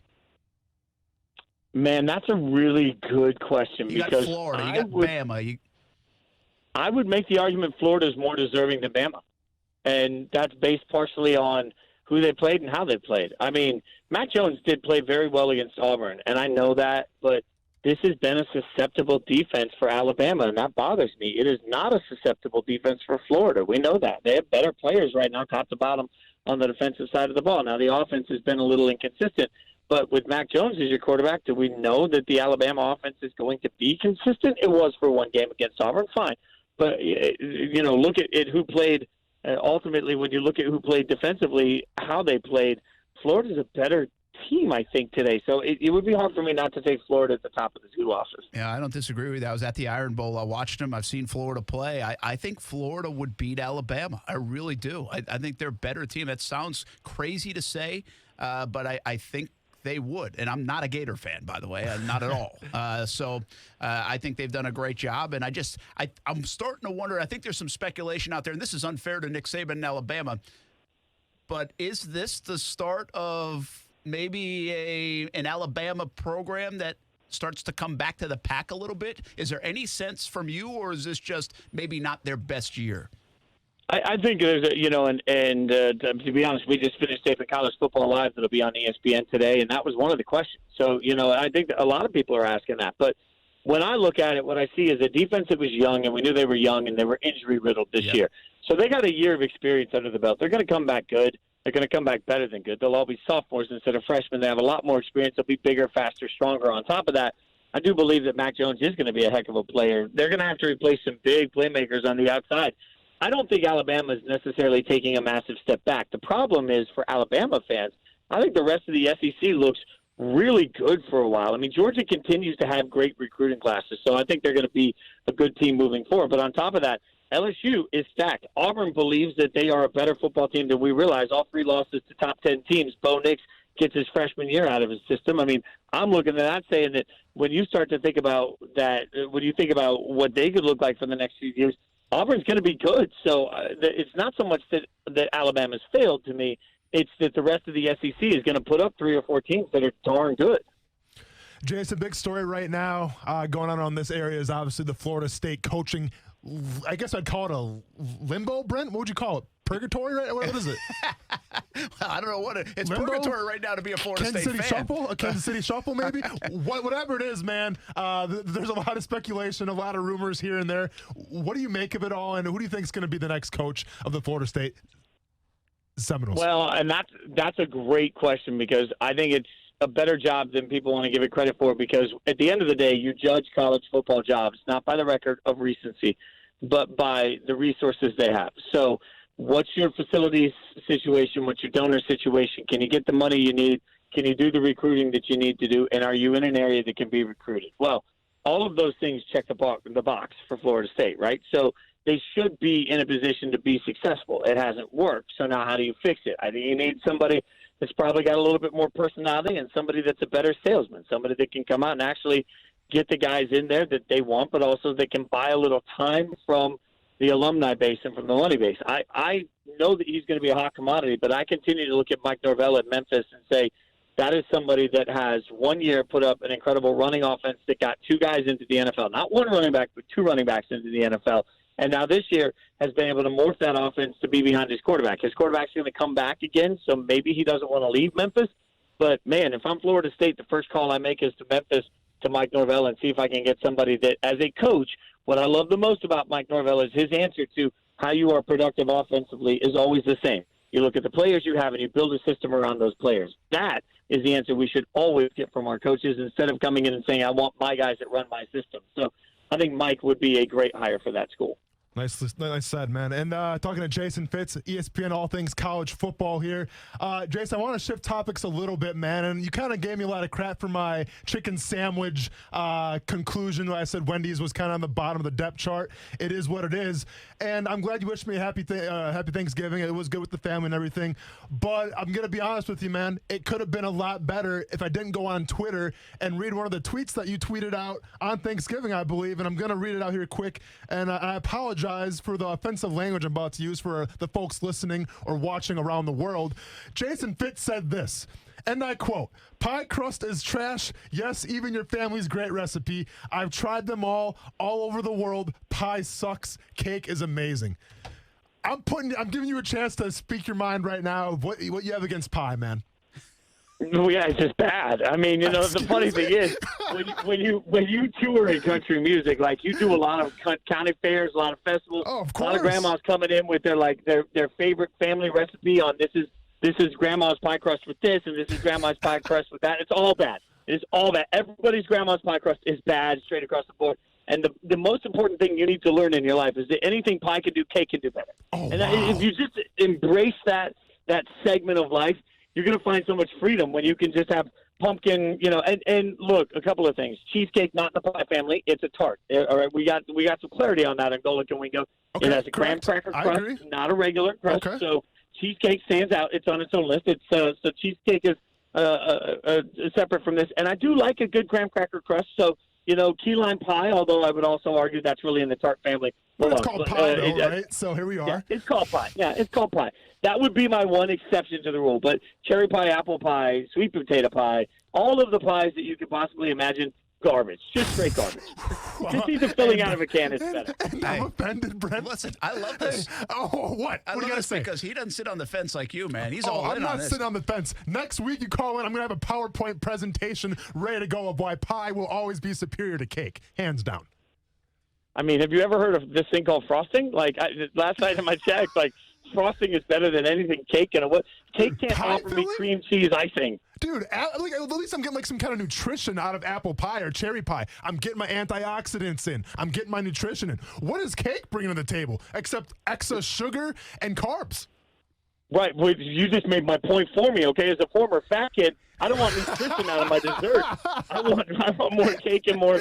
I want more sugar and fat in my dessert. Come on now, Jason. When I'm eating cake or I'm eating pie, I want to feel at least semi-healthily, like conscious that, you know what, I'm eating this. It's bad for me, but at least I'm getting some kind of vitamins in it. That's why I'm going with pie. But I respect your my decision. cake in a closet of shame. It's a closet of shame. I'm like, don't look at me. It's my third piece, and I'm not afraid of it. I respect your So decision. who's going to win the SEC championship? Sorry, man. Let's hear my 3 touchdowns. Let me tell you, Brent, that was our pie bugging me. cake debate. Our pie cake debate is going to be better than any of the conference championship games to be this weekend. They're all going to be blowouts. Enough said right there. Jason Fitz from ESPN. By the way, Jason, I want to just let you know, when Austin's teeing that up, I have no idea where he's going, just like you. I know you're on the phone like, what the heck is he about to ask me? Oh, yeah. I'm thinking the same thing. I'm saying a Coos, you might need the drop button here. Wild card, I don't baby. know. But, well, we went pie and cake. That's Went what we pie and went. cake, man. Hey, good to talk to you, man. Have a good championship weekend. We'll see the college football rankings come out tonight, and we'll watch you all week on ESPN as well.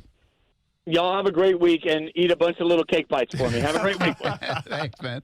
That is Jason Fitz from ESPN, and you can hear him right here on ESPN 690, 5 until 6 a.m. If you get up early or you're going home late, first and last is what they call it on Golic and Wingo on a regular appearance. And Countdown to Game Day, Saturday mornings with David Pollack and Maria Taylor on the ESPN app, YouTube, Twitter, and Facebook. That starts at 8:30 on Saturday's Jason Fitz. Fun conversation there. When we come back, we will talk a little more college football in about 20 minutes or so about the JU Dolphins canceling their football program. But back to the Jags.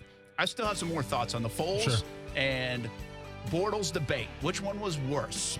Also, Ron Rivera, would he fit in Jacksonville? Are we already looking for have we turned the page on Doug Marrone? There was a report earlier today that said we probably should. So we'll talk a little Ron Rivera. He got fired in Carolina. Some of those conversations Before up we go next. to the break, Brent, it's bugging me. Do you prefer pie or cake? Don't do this to me, Brent. Come on, man. I'm trying to think overall. See, I do like apple pie, but Yeah. all the rest of them, you can have it. Okay, so then you're leaning towards cake? I'm not really much of a cake guy either. Ice cream cake? That doesn't count, I'm no. probably more, if you put 2 in front, I'll probably eat cake. Goose? Probably eat cake. Pie all day, man. Listen, man, Thank I you, like man. sugar. I haven't had it in like a month and a half. What is but I wrong love with it. you people? You can't, like, any pie is good pie. You have to make sure the cake is moist, and it's like eating cotton. Give me a It's break. you people. Just, yeah, No, those are it's you people. It's Jason Fitz, and it's you, Brent. I've had it with you people. We'll be back. Maybe. Action Sports Jacks with Brent Martineau on ESPN 690 is brought to you by Best Bet Jacksonville and Orange Park. Now, the First Alert forecast on ESPN 690. A lot of sunshine for today. Still below average highs in the upper 50s to near 60 degrees. Clear and chilly tonight down to the upper 30s. With your First Alert forecast, I'm Action News Jax meteorologist Garrett Beedenbaugh. The Weather Center is brought to you by Beards Diamonds, where now through December 24th, you get 20% off everything in the store, including loose diamonds, only at Beards Diamonds. Okay, they definitely don't have Safe Touch security here. Look, you see that cheap plug-and-play alarm system right there on the table? Yeah. All we gotta do is crash through this door here, walk over to the cheap system, and smash it. Boss, I got a better idea. Instead of smashing that cheap alarm, we could just unplug it and take it with us. Then we could regift it. Oh, you may be onto something here. We could give these do-it-yourself alarms to people we don't like, and then break into their house a week or two later. Boss, that's a dirty, rotten thing to do. What, you wanna give them to someone you like? Yeah, I guess that's a good point. You know, I even heard they have a warehouse full of these cheap alarms from all the unhappy customers who've returned them. Well, good thing these folks didn't return theirs yet. Right. So let's crash and smash now before they call Safe Touch. You got it, boss. Crooks know to stay away from Safe Touch houses. Hi, I'm Lester Jackson, president of Safe Touch Security Systems. No one beats our technology or our price. Call Safe Touch today at 888-723-8682 or go to safetouch.com. State license number EF233. Do you know a child that is deaf or blind? The Florida School for the Deaf and Blind in St. Augustine offers a tuition-free educational program to prepare the child for a lifetime of success. FSDB offers free comprehensive education, transportation, and boarding services at no cost to all eligible deaf or blind students elementary through high school, no matter where you live in Florida. Call 800-344-3737 or log on to www.fsdb.k12.fl.us to find out more. Our veterans risked it all to protect our freedom. One of the best ways to say thank you is to volunteer to support them. At a time in history where kindness is a virtue, volunteering means a lot. For over 47 years, Help Heal Veterans, a not-for-profit organization with the support of citizens like you, have delivered therapy kits to veterans who need them. To volunteer or learn more, visit healvets.org. That's healvets.org. How much money is required to open a small business? Is your business generating enough cash in order to reinvest and sustain operations? These and many other questions face an aspiring or current business owner. Need help finding answers to these questions? SCORE is the nation's largest network of expert business mentors with approximately 10,000 volunteers and 300 chapters nationwide. In Jacksonville, SCORE has over 50 mentors available to meet privately with you. Go to jacksonville.score.org today to schedule a free appointment. Attention men and women. If you'd like to get your hair back, then you need to listen to some of our clients. John in Orange Park. IHRS showed me what was causing my hair loss and helped stop it. Call IHRS now at 904-777-IHRS. Find out how to grow your hair back with a free hair and scalp examination. Mike from Bay Meadows. I finally found the most experienced company who could restore my hair. Now I have hair where I had none before. Results guaranteed. Diane from Ponte Vedra. Now I have what lotions couldn't give me. Thick, beautiful hair. Find out why you're losing your hair and how to grow your hair back. Call 904-777-IHRS for a limited time free hair and scalp examination. Now my hair will grow for the rest of my life. Thanks, IHRS. Thank you, IHRS. Thanks, IHRS, for giving me my hair back. Hurry, this free examination, normally $199, is yours for free and good only through Sunday. For your free examination, call IHRS at 904-777-IHRS. That's 904-777-4477. Call now. Say hello to your new secret advertising weapon, your own branded mobile phone number. StarStar Mobile provisions vanity mobile numbers prefixed by ***, providing audiences an easy way to reach your business. Give it a try now by dialing *** Mobile from your mobile phone. That's ** Mobile. When prospective customers see your offline or online ad and they dial your branded ** Mobile number, ** Mobile helps to convert them through text, voice, and online communications. Give it a try now by dialing ** Mobile from your mobile phone. That's ** Mobile. This message is sponsored by the Florida A&M University Medical Marijuana Education and Research Initiative, the Florida Association of Broadcasters, and this radio station. Where I'm from, marijuana is legal. Can I use it in Florida? Nah, it's illegal here. 20 grams or less is a misdemeanor, and more than 20 grams is a felony. Well, I have epilepsy. Should I try to get a medical marijuana prescription? Now that's legal, but talk to your doctor first to see if it's a qualifying condition and if medical marijuana is even right for you. I will, thanks. Hey guys, this is Allie McDeal from both Best Bet Card Rooms. Best Bet's annual Winter Poker Series will be starting on January 17th at our Jacksonville location. With 12 poker events, the Best Bet Winter Poker Series has something for everyone, including the main event featuring an $1,100 buy-in with a $200,000 guaranteed prize pool. Whether you're looking for a low-limit or a high-limit event, the Best Bet annual Winter Poker Series will have a seat for you this January. Experience the best at Best Bet Jacksonville. Hi, this is Dr. Amit Choksi, LASIK eye surgeon with Meta Custom Vision at Florida Eye Specialists. Are you tired of wearing contact lenses or glasses? Are you frustrated with your poor vision? I know I definitely was. 15 years ago, I made one of the best decisions of my life. I had LASIK, threw away my contacts and glasses, and to this day enjoying my 2015 vision. Are you ready to see your best? Come visit us. You'll see our highly experienced staff in a non-pressured environment. With our latest all-laser technology and combined experience of over 25,000 surgeries, we can tell you if you're a candidate for life-changing vision correction. My passion is for you to see your best with the same procedure I trusted for my own eyes, as well as my family, fellow doctors, and even our Jaguars. Call us for your complimentary consultation to see if we can help you see your best. Meta Custom Vision at Florida Eye Specialist. Hope to see you soon. 268 Eyes, or check us out on the web at metalaser.com, the official eye care partner of the Jacksonville Jaguars. Hey, everybody, this is Brent Martineau. If you've received a letter from the IRS and can't pay them, things can get bad quickly. The IRS can seize your bank account, garnish your wages, and place liens against everything you own. If this is you, contact J. David Tax Law, a local firm right here in Jacksonville. Your first step to stop IRS harassment is a no-cost consultation.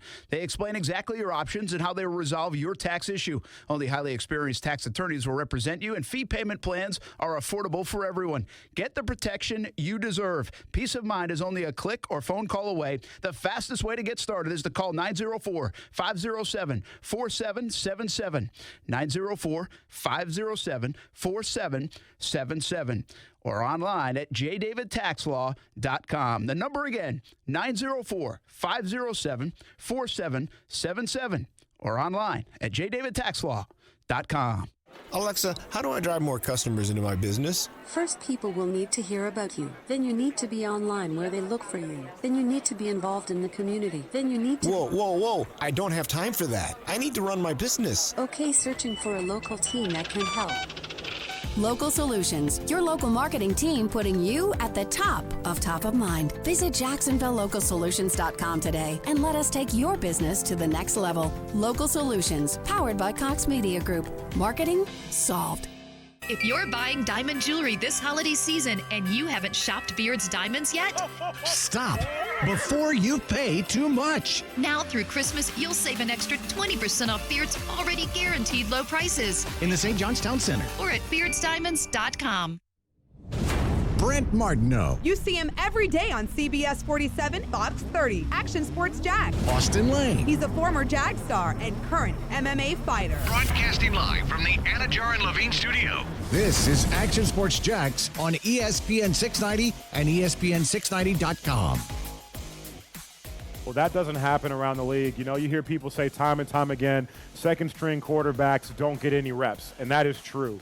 Second-string quarterbacks don't get reps in practice. They don't get reps with the first team. They for sure don't get reps running the plays that the team has planned for the game plan. But Coach Marrone has gone on, and he added 2 periods at the end of practice with the second and third string to go against the defense, giving a scout look, giving them opportunities to run the game plan plays so that Garner could stay locked in. That's Chris Conley last night on Jags Report Live at Top Golf, a conversation that we were talking about. In fact, you prompted me to ask the question. Thanks for doing some of my homework last night. You're welcome, man. No problem. Brent Martineau, Austin Lane, and you said it. You were like, that does not happen. Doesn't. But you also kind of had, at least my interpretation was, that does not happen and should not happen. Yeah, I mean, here's my perspective. The whole point, especially during the season, towards the end of the season, of practicing, is to prepare for your opponent. Like, yeah, you can work on your fundamentals a little bit here and there, but the biggest thing is preparing for your opponent. And when you put in a second, a backup, a second-string quarterback in and try to gauge his confidence and try to develop him during practice time, to me, that's a waste of practice time. Yeah, I hear you. And Doug Marrone has done a couple of things intentional. That, the rotation of the right guard, they still do it. You don't like that. No, right? No. I've been very adamant about that since day one. Yeah, listen, I can't stand it.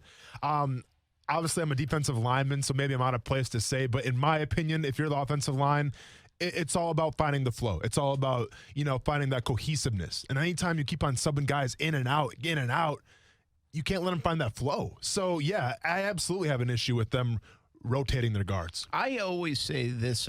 I kind of laugh at practices, it feels like this time of year, right? Yeah. So, like, if you played sports ever, and I didn't play it at the highest level, but I just remember late season practices were like, all right, go get some swings in. Sure. Loosen up your arms, stretch, and that's it. You weren't still working. I should have played baseball, man. But you weren't doing a lot of first and third plays. By the time you got 40 games into the season. You weren't doing goal line You just stuff. weren't.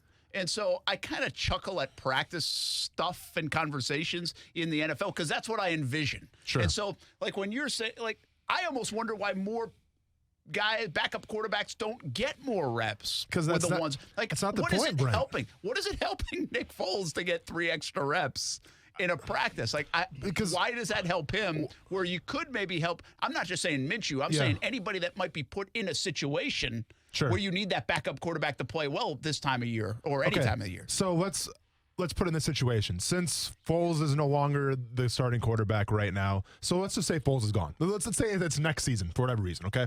And let's say it's right now the depth chart is Minshew starting and Dobbs is this backup quarterback. Tell me, why would you have Joshua Dobbs, when you have 4 weeks left of the season, take those reps? Like, how does Joshua Dobbs taking the second string reps, going with the first team, how does that help you beat your opponent coming up? How does that help you beat the Los Angeles Chargers? Because to me, especially during this season right now, where maybe the pads do come off a little bit, it's a lot more mental than it is physical. That's for sure. That's any team. That's I mean, definite. That's the CBA right there. Yeah, that's true. That's a CBA talking. Yeah, so it's definitely more mental than physical right now. It's a lot of walkthroughs. You do some individual drills, but let's be honest. I mean, Brent, you've seen them firsthand. They're not that strenuous. So how does to stay fresh? Exactly, you're staying fresh. But how does putting your energy, your time, and your effort into developing a backup quarterback during practice, how does that help you beat the Los Angeles Chargers? My argument is, how does those 3 extra reps that Nick Foles or Minshew's getting help you? Is he's the starting guy, help you beat the Chargers anyway? I mean, is that the boiling? Is that here fourth quarter, man? Those 3 extra reps we had on Thursday. But let's be honest, it's more than 3 extra reps, though. It is. Well, it sounded like it was a 7-on-7 session. Yeah. So it's a 7-on-7 session, but that means, okay, well then if you're the coach, you have to call the play, so you have to prep, so you have to practice, because you have to plan they have to plan the practices out. So they have to go over the offensive, what they want to run with Minshew. So they got to prep that a little bit. That takes focus off LA. Then you got to make sure the defense is on point too of the kind of looks you want to give them. So once again, that's off LA, and that's focusing on the defense of the scout team. So it's a lot of things that cater to a backup quarterback, which I feel like if you're practicing especially with 4 weeks left to go, all your energy should be on your opponent. Well, listen, you're right. I'm wrong. You played in the league, and I think what people would probably were looking at that at times and being like, what are we doing here?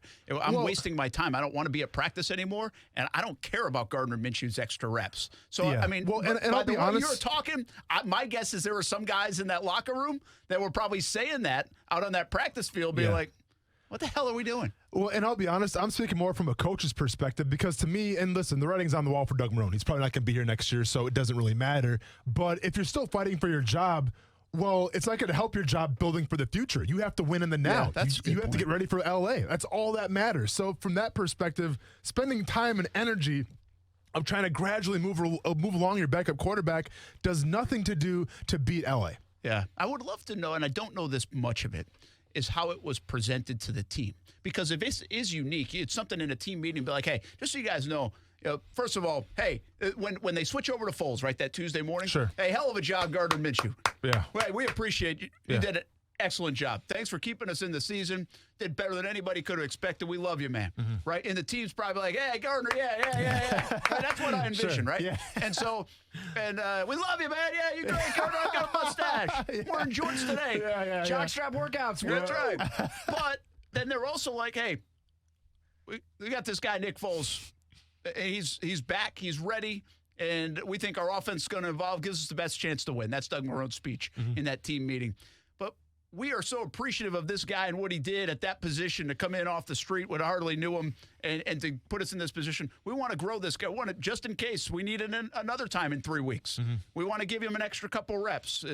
I mean, I don't know if you say, is that okay? Like, here's what we're doing. This is why we're doing it. Like, if you communicate to the team while we're doing it, there's such an appreciation for that. Again, it's a unique spot where there's only one guy that plays. It's the only position other than kicker that one guy plays the position. Correct. So I don't know this, and I'm going to try now to find it out because for whatever, this doesn't matter in the grand scheme of anything. Yeah. But now I'm interested in it because it's so unique that I'd love to. I'm going to ask some guys and be like, well, how was that presented? And were you like, what the hell are we doing? So, listen, I kind of gave you the coach's perspective a little bit of where they should just focus on beating L.A., right? Like, you should just focus on the task at hand and not worry about bringing guys along.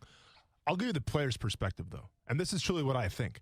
I think that if you're a player on that team right now and you see Gardner Minshew splitting some reps or getting his own little session where he can kind of develop and move along. It's not splitting, but he's getting his own special time. Yeah. Well, to me, if I'm a player, it's like, well, do they not really trust Nick Foles to the fact that they're giving Minshew some extra reps here? Like, is Nick Foles not the guy? Is Nick Foles not going to be the guy next year going forward? Because the coaches may not be here, but I got to be here next year. So the fact that they're giving Minshew extra reps or giving extra time to that and they're dedicating their coaching to Minshew a little bit, if I'm a player, I'm like, well, Foles, are you the guy or not? Because every team that I've been on, man, there's the starting quarterback and the backup quarterback, and you roll with the starting quarterback. And to me, when you have two guys, not saying they're splitting reps, but you have another guy, a backup quarterback, getting the starting reps a little bit, to me that says, well, you can't just roll with one guy. You have to roll with both guys. That's interesting. I guess, and that makes sense to me. Yeah. I just wonder how it was presented in the beginning. No, and I for think sure. that would probably go a long way because I didn't hear guys complaining about it. Yeah. Now, I wasn't asking those questions really either until this just came up on Sunday. Yeah. But that's that. Well, By the way, John doesn't know, but I mean, I've actually been taking extra reps at the news anchor desk just in case. Wow. I mean, Get ready for the playoffs, John. How you feeling about that? How you feeling about My that? confidence is now a little shaken. I'm not gonna lie to you. Supposed to focus on the playoffs here, and Brent's getting extra reps in your spot, man. I don't know how I feel about this. Man. I think I'm gonna have to go talk to somebody now. No franchise take coming for you. Dang, that hurts. But The writing's on the wall. My badge still works. So, and it's payday on Friday. We'll see if it still works. We'll see. you're all right for now. For now. I mean, apparently you're guaranteed a bunch of money next year. I don't know what the dead cat TV money situation Don't worry is. about it. Yeah, you're fine. If it was Nick Mole's money, I'm You're okay. good, man. You're if good. it was Nick Mole's money, I am okay. They also you can take over anytime. They also I've been practicing while wearing a mustache. and nothing else, just your stash. By the way, that goes back to what you said a long time ago, and I'll never forget is you can't really have if this will stunt Minshew's growth by pulling him out, and that was your whole point. Yeah, I mean, really, right? Yep. No, it's absolutely. exactly what you were saying before. Well, and I think we get caught up in college sometime where if you have two quarterbacks, that's okay. Well, I come from the old school philosophy. You have two quarterbacks, you have none. You have zero quarterbacks. And, Right. And at the end of the day, I mean, I think we anticipated Foles would be better than what he has been, and you had Minshew for the future, but unfortunately, Foles didn't pan out like they planned, and now Minshew's the guy. The real interesting thing to me is what is obviously is the unanswerable question at this point is what happens next year. Yeah. And we talked about that yesterday. You just don't know what the new coach, if there's a new coach. You don't know if there's going to be a new coach. You don't know what that new coach is going to want to decide to deal with. And then if all things being the same, does Foles come back and play better next year for some unknown reason? I mean, we don't know any of those things. I know this. Whatever happens next year, we're assuming it would be a new regime. They'll be able to pin the blame on this regime either way. Yeah. And that will buy them a honeymoon period regardless, at least for the short term. It is one of the reasons I like just one of the few that I like Austin on the show is the fact that like there are these nuances in an NFL locker room that are different. And I think this is just because there are big paychecks and big egos and all those kind of things that are different than some of the way other sports work, in terms of that, just how things are perceived. We've talked a lot about that on this show. How Brandon Linder's perceived getting paid, how Bortles paid versus Ngakoue or Ramsey or those kind of things. So I think it's a fascinating part of the NFL and probably professional sports. They all work like that. Yeah. But a little bit of that insight always fascinates me, and I'm going to start digging a little more on that extra 7-on-7. Get it going, man. Let's go. Let's knock down some doors, man. I want to see if it's happened before, how unique this is. Sure. Chris Conley said it hadn't happened where he's been around, and they had a Well, great situation. And let's be honest, if it was going to happen in one spot, it would be with Andy Reid and the quarterback whisperer that he is. It would be in Kansas City with Mahomes. But don't you get the vibe that Alex Smith would not like that at all? Like, Alex Smith seems like the guy, like, I'm not digging this, man. Yeah, but to me, Brent, the writing was on the wall for Alex Smith. I mean, he knew he was going to be gone. I know, but he also is kind of like, he might be the one that. Man.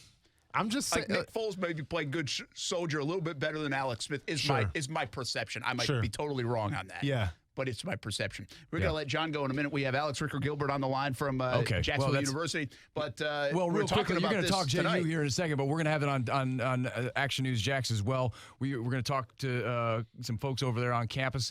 And as I'm sure you're about to hear, one of the things we're going to look at is how this may be better for the university as a whole. As a whole, not just athletically. That's right. Because I think some of the dollars are going to other things. I saw science mentioned, and I didn't interpret everything. Well, you'll get some of those answers coming up, and then some of those same things we'll be covering as well. One other thing that I'll mention, just because I wasn't prepared to talk about other stuff because I thought this would be perfect, and you're going to be talking about it. No, you're fine. The other thing I'll mention, though, is a big development in that. Remember that the Clay County woman who disappeared? It's been about a month or so. She hired a contractor, and then she was never seen again. And then he wasn't seen. He wasn't seen. Well, guess what? He's been seen in the Duval County Jail. He is now under arrest, or he's in custody. Now, he's been charged with a forgery charge. Unrelated, at this point, unrelated to the disappearance of this woman. But he is back in custody. He is back in town, and he is now in custody.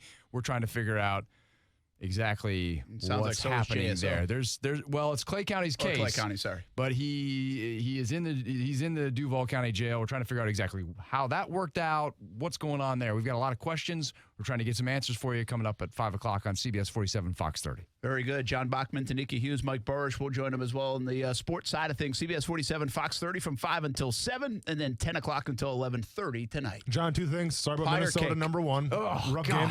My condolences, number two. Thanks. Cake or pie? Pie or cake? Pie or cake? I don't know if I can take a stance on this here we one. go. I know. I know. You're going to give me grief no matter what I say. I have three options. You're getting the reps, man. No wonder you're getting the starting reps, Brent. Wow. Well, I'm just saying, man. Really? I'm just saying, Why can't you be a cake and a pie guy? Why do you have to pick one or the other? You got to stick with one, man. I don't think you do. Well, I disagree. You prefer one. Like a good news man, I can like them all. You can prefer one. You're having dinner. What's your go-to dessert? Pie or cake? First thing that comes to your head. Shut off the can and go. Cookies. And go. Cookies. No, I mean, I told you before, I love, when it's my birthday, I don't get pie, I get angel food cake. Okay, there it is then. How's that? You answered the question. That's like a soft response, is what you said. That's basic. Yeah. That's the Starbucks. That's like the cappuccino Starbucks of the cake world. Angel food cake. Okay. Thanks, John. What else do you want from me? Just take some cotton and put sugar on it. It's angel food cake. If the door is locked tomorrow, John, you'll know why. I guess I will prepare for the badge to be replaced. Coach wants to see you. Bring your playbook. But you'll look good in that see stash. I'll give you that. Yep. Coach wants to see you. Bring your playbook. See you guys. Nice knowing you, John. We got Alex Ricker-Gilbert on the line. The easiest question we'll ask him maybe is pie or cake. How about that? Alex Ricker-Gilbert, the athletic director at Jacksonville University. Sorry to keep you waiting, man. We had important discussion there about pie or cake. Apologies. That's okay. Thanks for having me on, guys. Hey, tough day over there on campus. I guess there's no hiding that. Jacksonville University discontinues the football program. Been alive for 23 years, non-scholarship. I guess the easiest question is, how hard was this to make? How long did it take to make this decision? And what's the mood over there on campus today? Yeah, it was a difficult decision, Brent. And our number one priority right now is to assist our student athletes in whatever choice they make, and our coaches in the transition. As you may have read, if their student athletes want to continue on as students at Jacksonville University, we will provide them a full tuition scholarship in order to do so. And if they choose to play elsewhere, we will facilitate them in that process. From a timing perspective, we as a university evaluate strategy all the time. And the athletic strategy being a large pillar of the university in that 1 out of 6 students on our campus are student athletes. It was important that along with the strategic planning process for the university that we dove into what we are doing in athletics, what sports we're offering, how we're investing, and also look at the landscape of college athletics and the landscape of college football and the increasing expenses to field a competitive Division I football program. And we weighed those expenses against the benefits of the program and ultimately came to the very difficult decision to discontinue the program. Alex, Austin Lane here. So when you say, there's some things in place in case the students want to transfer out and, continue playing sports. I mean, from your perspective, do you set up like a committee then that could help those students transfer, or how do you go about helping those students that actually want to keep on playing football here? Yeah, we put together a care team in this process, and I communicated with the student athletes this morning, and with me was that group of individuals from across campus. We had close to a dozen offices represented, from the registrar's office to financial aid to compliance to student athlete services to the counseling center. And every student athlete's situation is going to be unique. And so if student athletes want to transfer, we had compliance there ready to answer their questions about the portal. Or if they wanted to transfer and they had questions about transfer credits, we had the registrar there to answer those questions. If they're curious about the financial aid, we had financial aid there to answer those questions. So I am proud of the job that group of individuals has done to support our student athletes, but no doubt it's been a difficult decision and a trying time for these young men. Alex Ricker-Gilbert, the athletic director at Jacksonville University, joining us on Action Sports Jax on ESPN 690. Brent Martineau, Austin Lane here on a Tuesday and a tough day at JU as they discontinue the football program after 23 years. And that means students will be eligible now to go transfer and go hopefully find a home for football or stay on campus and, with the tuition as long as they graduate through graduation at Jacksonville University. So that offer is being extended. And receive a scholarship, too. And receive a scholarship. Important. No, that's pretty cool. Yeah, so that part is good. Yeah, So I think there are, in the immediate, the shocking news of it, and then at least there's an olive branch, a place to land for the student athlete, which is very good. Not so much for the staff. Obviously, a tough day for the staff, I would imagine, Alex. Ian Shields and his staff, they've been there for a few years now. Tough day for them as well, and always a tough job, I think, as the athletic director, right? Yeah, and we're gonna our priority is to assist them in their transition as well, and we're going to honor their employment contracts, both the head coach and the assistant coaches, as well as the graduate assistants. And I will say, we have the utmost respect for those coaches, for Coach Shields. He is the consummate professional, respectful in every way. His immediate reaction was concern for the student athletes and for his other coaches. And I know you guys know Ian, and he's a great man, and this was a difficult decision. Alex, could you have faded this out over the next year or two? Or why so immediate? What was that part of the decision-making? Yeah, so when we looked at this as a strategic evaluation in the athletic department and at the university, we weighed a lot of things. We weighed cost. We weighed opportunities in other sports. We weighed the support areas required for all 20 of our sports, from academic services, strength and conditioning, to athletic training, and came to the determination that when we made the decision on December 1st at 8 o'clock, that we needed to do what was best for our students when that decision was made and let them know immediately. Alex Ricker-Gilbert with us right now on Action Sports Jax on ESPN 690. Appreciate your time. I know it's been a busy day for you.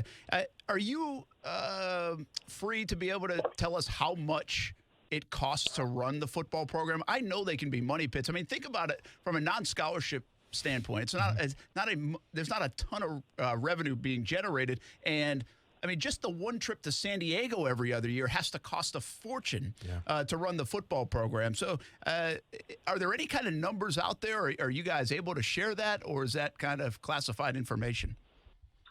Yeah, Brent, I will say it's, football has been the largest investment within the athletic department annually, and that annual investment's in the multi-million-dollar range. And so it is a significant undertaking to run a successful Division I program. Okay, so two other questions off that, and I figured that would be the case. It's expensive. And, people think football, right, college football, and they think, oh, Florida and Alabama, look at all the money they're making. Look at the checks the SEC is writing. It's not like that for so many different institutions. I mean, you came from a program, Murray State, Austin, you know it. They're basketball school, let's be honest. And it's cheaper to run, right? Correct. I mean, there's a lot of folks in the football program. Sure. But there's also this intangible that people want to come to school when they want to go to football games, right? And there's a part of atmosphere. that. And I also believe, Alex, and I know you weren't there at the time, but I think maybe a decade ago or so, as non-scholarship, I want to say, and I hope I'm not wrong saying this, but my view has always been that I don't know if admissions were down, but investing into the football program helped admissions in some way because it's a non-scholarship program. My curiosity back there when there was money being put into the football program was like, wait a minute. The basketball program is kind of the flagship sport at JU. Went to the Final Four. Artis Gilmore. Sure. Shouldn't some of these dollars be going there for facilities and other things? Is that now in hindsight kind of an accurate assessment? What's your response to that as you look back on maybe some of the decisions that were made when it comes to the football program versus some of the other programs, especially basketball? Yeah, Brent, it's a good question, but I can't speculate on the past and what decisions were made 5 or 10 years ago. What I can say is that as we look forward as a department and as a university, my job as an athletic director is and will always be to do my best to enhance the experience for our student athletes. And I believe with this decision, with our recent announcements that we've made, whether it be enhancements to the baseball facility, whether it be the new lacrosse facility and the recent gift for naming rights, whether it be the basketball training facility, whether it be upgraded weight rooms, increased nutritional opportunities for our student athletes. That has been my priority, and that will always be my priority, and that's our student athletes' well-being. Yeah, thanks for that response. One other question for you when it comes to the dollars. They're not just going back to athletics, right? This money that you were spending on football, I'm assuming it will benefit athletics in some way, shape, or form, but probably help things across the entire campus. Can you give us a little more insight on that? Sure, yeah, we're evaluating our investments like we always do, reinvesting in athletics, reinvesting throughout campus, and this is no different. And over time, we will come to conclusion on that, but at this point, we haven't made any specific decisions, as right now, in this moment, our focus are these student athletes and our coaching staff. Alex Ricker-Gilbert, Jacksonville University Athletic Director. Tough time over there today, but appreciate your insight on all of that, man. Have a good night. Thanks for joining us. Thanks, guys. You have a great night. All right. That's the JU Athletic Director along with President Tim Koss making a big decision. And I think it's tough for those guys. Those are good people. I know Alex really well. Good folks. That's a tough decision, because when you eliminate football, it does do something. It kind of zings you, I think, on the campus. I mean, I know I went to Division II school, and football was whatever when I went there. They've gotten actually a lot better since. But you still wanted to go to football games. Yeah. That was the thing at UNF. Even they said, hey, should we put a football program out here? They've tried to focus on other sports, not football. Doesn't make sense. And now JU is saying, it doesn't make financial success. The return on it's not as good as we thought, and it's not working after 23 years. Tough day, but I think there were probably some upset alumni. There were upset football players, or upset coaches, or upset people in the city. And unfortunately, Tim Koss, the president, Alex Ricker-Gilbert, the athletic director had to make those decisions. Absolutely, and at the end of the day, yeah, it is obviously bad news because I think of those student athletes more than anything, right? I think of those football players, but at least Alex is kind of extending the olive branch a little bit and trying to help them as best as possible because that's the least that they can deserve for what's going on. This is going to sound bad, but in a strange way, it's almost like they hit the jackpot. I mean, For you a can now, scholarship. if you're okay with not playing football, now I know that's a huge, different man. thing, Yeah, but if you go to school now for sure, and they'll cover the cost. Yeah. Not everybody was on a full ride over there. Even with the academic help or the aid. I think it's a very generous olive branch that he's doing. Yeah. All right. More on that. More on the Jags. We'll get back to the Jacksonville Jaguars when we come back. Ron Rivera, does he do anything for Ron? you? Does he excite you? Oh, that philosophy, Here in Brent. I want to talk Jacksonville. about that philosophy. Next on ESPN 690. 'Twas the holiday season, and in your garage, a brand new John Deere. That's not a mirage. With neighbors admiring your shiny new ride, it's your year for a Deere to fill you with pride. So if additional offers are what you desire, see our low rates before they expire. Now start up your engines and drive out of sight. New John Deere equipment for all, and to all a good night. Make it your year for a Deere. See your John Deere dealer today to discover more amazing deals and attractive financing offers. Come to the Home Depot and you'll still get Black Friday savings of up to 40% on appliance special buys. But why stop there? You'll also get an extra $50 in instant savings on any Samsung top-load laundry pair. If you're ready to clean up on Samsung laundry, the only place you should stop is here. Black Friday savings, still going strong at the Home Depot. More saving, more doing. U.S. only, while supplies last. Gas Dry Extra. See store for details. Valid through December 5th. The UNF Ospreys stay hot at home. Hey, everybody, this is Brent Martineau with your Swoop Minute. The UNF men's basketball team with a win Monday night at UNF Arena over High Point and Tubby Smith. They bumped their record now to 6-4 on the season. 17 more three-pointers by the Birds of Trey. They lead the country in three-pointers made. Ospreys are 5-0 at home, and that was the final home game of the 2019 calendar year. Carter Hendrickson continues to play well. Fourth 20-point performance of the season. He led the way with 23. And JT for three. JT Escobar hit 6 three-pointers. Now the Ospreys hit the road for 7 straight games, starting with Austin Peay on Saturday. The Ospreys women's basketball team went 1-1 during the JU Thanksgiving Classic, topping Nicholls State and falling to Norfolk State. Senior Janisha Green was named A-Sun Player of the Week. And in the win against Nicholls State, Jazz Bond posted 14 points and 6 blocks. Head coach Derek Gibbs got his 50th career win in the W on Saturday. For more information, go to UNFOspreys.com. That's your Swoop Minute. The most wonderful time of the year deserves the most wonderful sale of the year. And for that, you gotta go see Arlington Toyota, where you can still get huge Toyotathon savings and pay up to 50% less on remaining 2019s. With over 1,000 new and used on the lot every day, that's a whole lot of Toyotathon savings happening right now at Arlington. How about a 2019 Toyota Corolla? It's not $16,995. Now it's only $12,481. That's $12,481 for a pre-owned 2019 Toyota Corolla at Arlington. Gotta have a 2019 Toyota Tacoma? It's not $24,575. No way. Now it's just $28,991. Just $28,991 for a pre-owned 2019 Toyota Tacoma at Arlington. Plus, you're going to get all the rewards and benefits of the Arlington Toyota $5,000 Advantage Club with your purchase. Toyotathon is on, but it won't last forever. Get in today and pay up to 50% less on remaining 2019s at Arlington Toyota. In person at 10939 Atlantic Boulevard and online anytime at arlingtontoyota.com. Visit arlingtontoyota.com/Toyotathon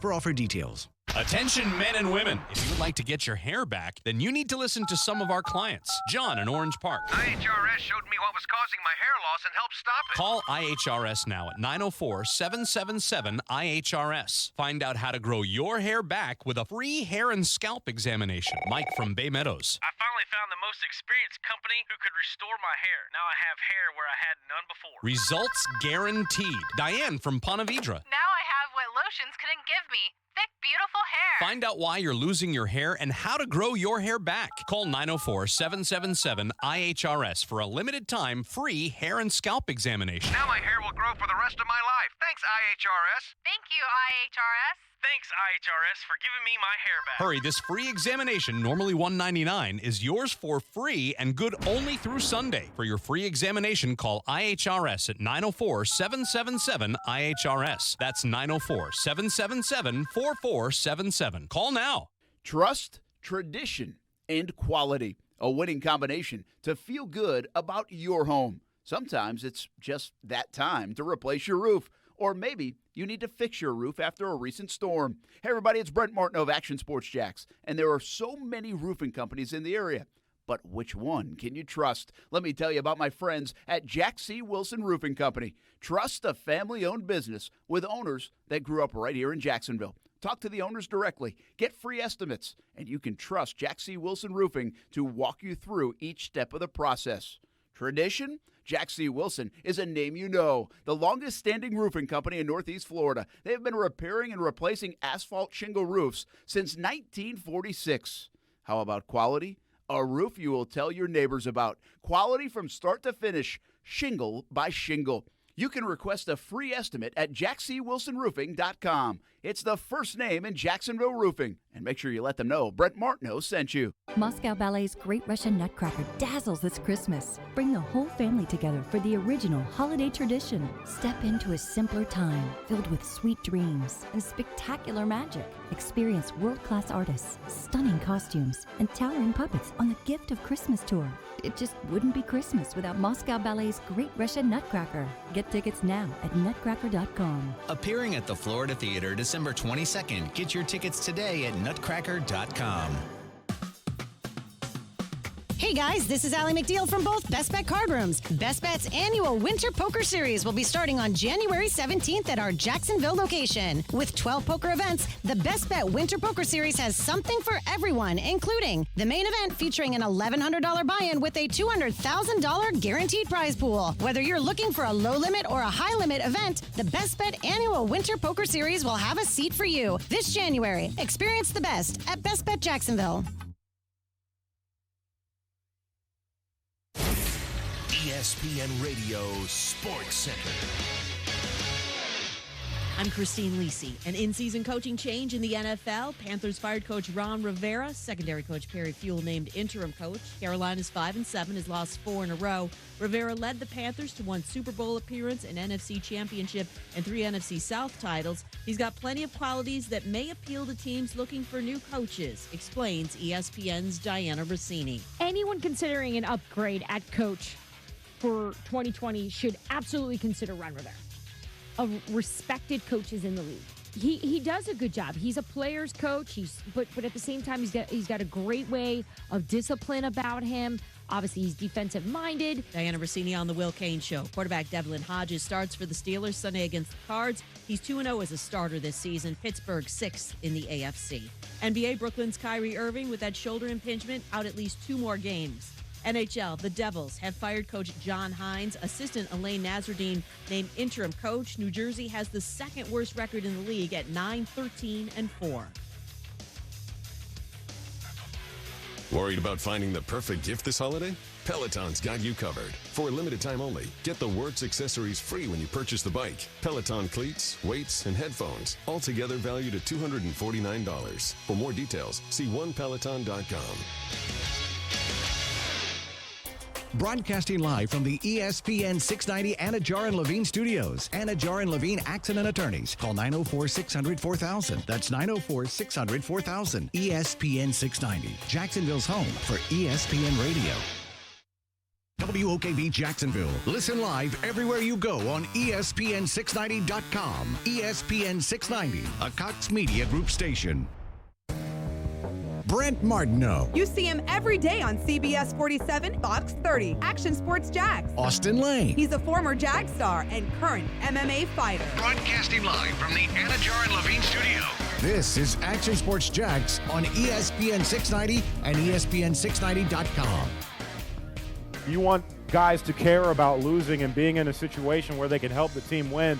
But when confrontations arise and they start over things that aren't trivial, that have nothing to do with us as a team coming together, right? That's where the things have to be cut off, and we have to say, hey guys, let's find a way to solve this and deal with it, especially when, there's other people on the outside looking in. Let's keep it together. Let's come back together and figure out what we need to do moving forward. That was Chris Conley, Jags wide receiver, last night on Jags Report Live with us on CBS 47, Top Golf every Monday, 7 o'clock. And I thought that was the most revealing answer from Chris, and he was really on. By the way, I got to give Chris a ton of credit because yesterday, it's one of those days, like the last couple of weeks, I'm almost like, I don't know if we need really a guest on the show because, quite frankly, we're just going to rip the team. I mean, well, you're basically standing in front of firing line, man. There's nothing else to say. There's no other way to sugarcoat this. Sure. But I give credit to Chris, man. I got a call at like 1:30 yesterday, like, hey, Chris is coming on. And so, and I didn't even, usually I'll reach out and be like, because the way we have it set up with Chris is we've got like half the shows. Say we do 17 shows, 16 shows. Sure. He's doing like 8 of them. So we pick our spots. That's the kind of the deal we worked out with Chris. And we probably should have him on every week. He's so good. But anyway, he chose one of these. Like, he didn't have to choose this week. My point is he had a couple more appearances and he didn't have to choose it, and he did. And so I just appreciate that out of the players. I even tweeted this, I think, last night. But, I mean, the shows with Calais, shows with Chris Conley that I get to do, I mean, those guys, it's going to be tough to replace at some point when they don't do these shows and do these kind of things because they are about as good as it gets, and in good times and in bad times. And they don't hide away from it. But I thought that was a pretty telling moment. I mean, that was a little bit of an indicator to me of kind of that maturity, that soundbite that just played, what Chris said last night on Jags Report Live, that he hinted at. Now, he didn't call anybody out, but these are the times where you kind of recognize the warts, right? The immaturity of people, those things, and you got to be careful of it. And I think that's what he kind of warned against. But it shows that it's bubbling a little bit. Didn't you get that from that response? Without a doubt, man. And then that's the thing, obviously, we've talked about before, Brent. When you're winning football games, that's like the ultimate security blanket. You know, everyone's nice and cozy, everybody's warm, no one's flaws are showing through. But when you start losing football games, and I'm talking 3, 4 in a row, well, then all those warts like you're talking about, they make their way to the surface. And then you kind of see people's true colors a little bit. So I get it. Jaguars out of playoff contention. Not a lot to cheer for right now on that roster, but there's still a lot to play for. And the way these past 4 games are going to go, it's going to tell you what they have in that locker room as well. By the way, I think you can argue there, and we'll do this, but I think there's more to play for, knowing at least with pretty good certainty that there's going to be a lot of new faces in that front office and in those coaching rooms. Listen, I think there's almost more to play for from an individual level. Obviously, there's nothing to play for in terms of playoffs or anything like that. And pride, you can throw those things around. Now, I know guys want to win, and I know guys want to look good on tape. I understand that. I don't buy into they're not giving it their all and all this stuff. But I could make the argument from like a job, a good paying job, a job in the NFL. There's more to play for right now for these Jags players. Listen, I'm going to tell you something that those guys in the locker room should know, and if they don't, hopefully they're listening right now. The last 4 games coming up, Brent, they're playing for their jobs. Set aside for maybe 3 or 4 or 5 guys on that team, the rest of those guys in the locker room, they are playing for their jobs. So, yes, it is an important last quarter of football for them. All right. We had Alex Ricker-Gilbert on with JU Dolphins making that decision today about discontinuing football. It's a tough day at JU. Shocking, really, this morning. I got that email. I was like, whoa. It was everywhere, man. Right? ESPN. I was like, wow. It's a big deal. And it is a big deal. It's you feel bad for the student athletes. I feel bad for Ian Shields and his staff. And, listen, this isn't something that people want to do. They obviously did a study, and it's not making sense to them financially. It's millions of dollars that goes into it, non-scholarship. They had a choice now way back. They could have gone to, like, I think it's the Big South, and said, hey, we're going scholarship. And Kerwin Bell at the time said, I'm not doing this anymore if we're not going scholarship. And that's where the rift was. And that's Kerwin's not here anymore because he went to Valdosta, then went to USF, and now that staff's actually been let go, or at least Charlie Strong has. And, then it's kind of just sat there in non-scholarship mode. They committed to the non-scholarship mode. They have good facilities over there, at least from a stadium standpoint. And now it's no longer, at least for now. And who knows if it comes back. And I should have asked Alex that. Is there a chance that it does come back at some point? And I didn't get to do that. So I'll ask him via text message or something. Sure. But right now on the phone, we've had one of the JU football players hanging on, listening to the show.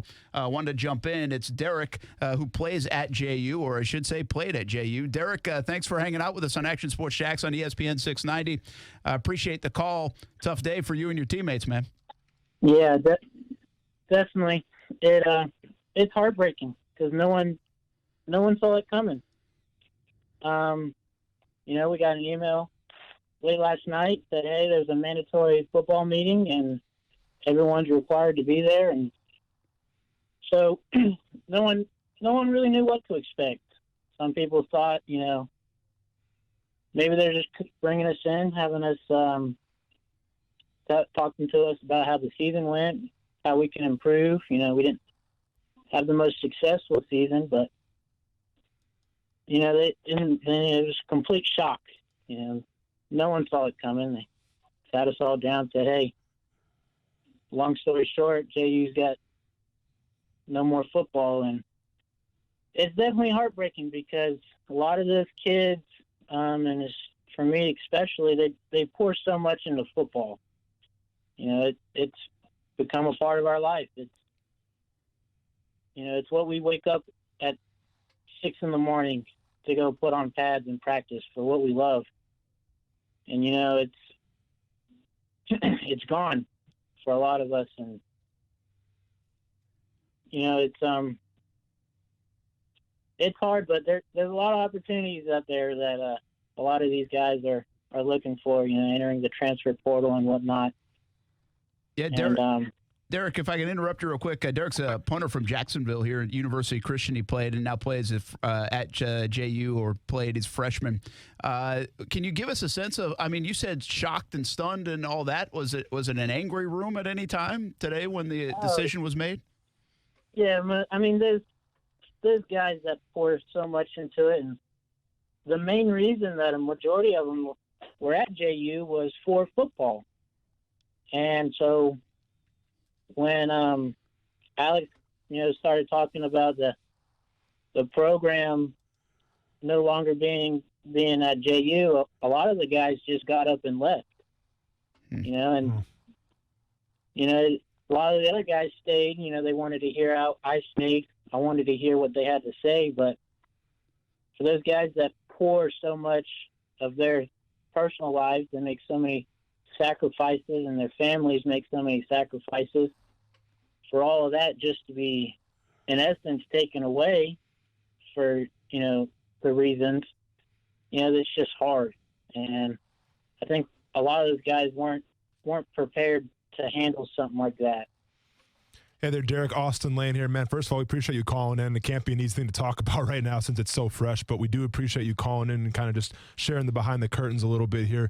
2 questions for you. The first one, obviously, you said some guys walked out and everything. I mean, from what you're kind of gauging, are guys going to be, is like a majority of the team going to be transferring then, or will some guys kind of take up Alex on that offer to get a full scholarship to finish up their schooling? What was kind of the overall thing that was going on? I mean, are guys going to take the scholarship and then go play someplace else? A lot of those guys they're looking for that transfer portal. We got a lot of great athletes. Calvin Turner, you know, our quarterback, he's a great ball player, and he's got a lot of potential left to play. And a good buddy of mine, Cedric Wilcox, played outside linebacker, number 33. You know, he was a big contributing factor on the defensive side, and I talked to him. He's thinking about transferring, and then for the guys that are thinking about staying, taking that offer for the free tuition, I'm in that spot. You know, financially and academically, that's the smart thing to do. You know, stay, take the free tuition, get my degree, and then move on. But it's a big decision for all of us to make. You know, do we stay? Do we take the scholarship, or do we try to look for somewhere to land home to play football? I mean, I'm just a freshman. Yeah. I got one full taste of college football, and I got 3 more years left. You know, so right now I'm contemplating on what I should do and what's best for me and my family, you know? Absolutely, man. And I guess my second question was kind of feeding off the first one where, you know, we talked to Alex just, you know, a little while ago, and he was kind of talking about how there was a committee kind of put in place, the guys that wanted to transfer. They're there to help you guys out if you do intend to transfer in the portal. I mean, do you get that sense that JU is kind of doing everything in their power to help you guys transfer and find a new home if you choose to do so? Oh, yeah, most definitely. Alex, when he had us all sat down, they put together a care team, is what they called it, and the whole academic department, the financial office, you know, all of those people are behind us, and I mean, they had it ready too. So as soon as we walked out of that meeting, if we so choose, we could enter the transfer portal right there and then. And so they're doing a great job to do what's in our best interest, and they are going out of their way to do what's best for us and our coaching staff. That's good, at least in that regard. That's good to hear. Classy way to handle it.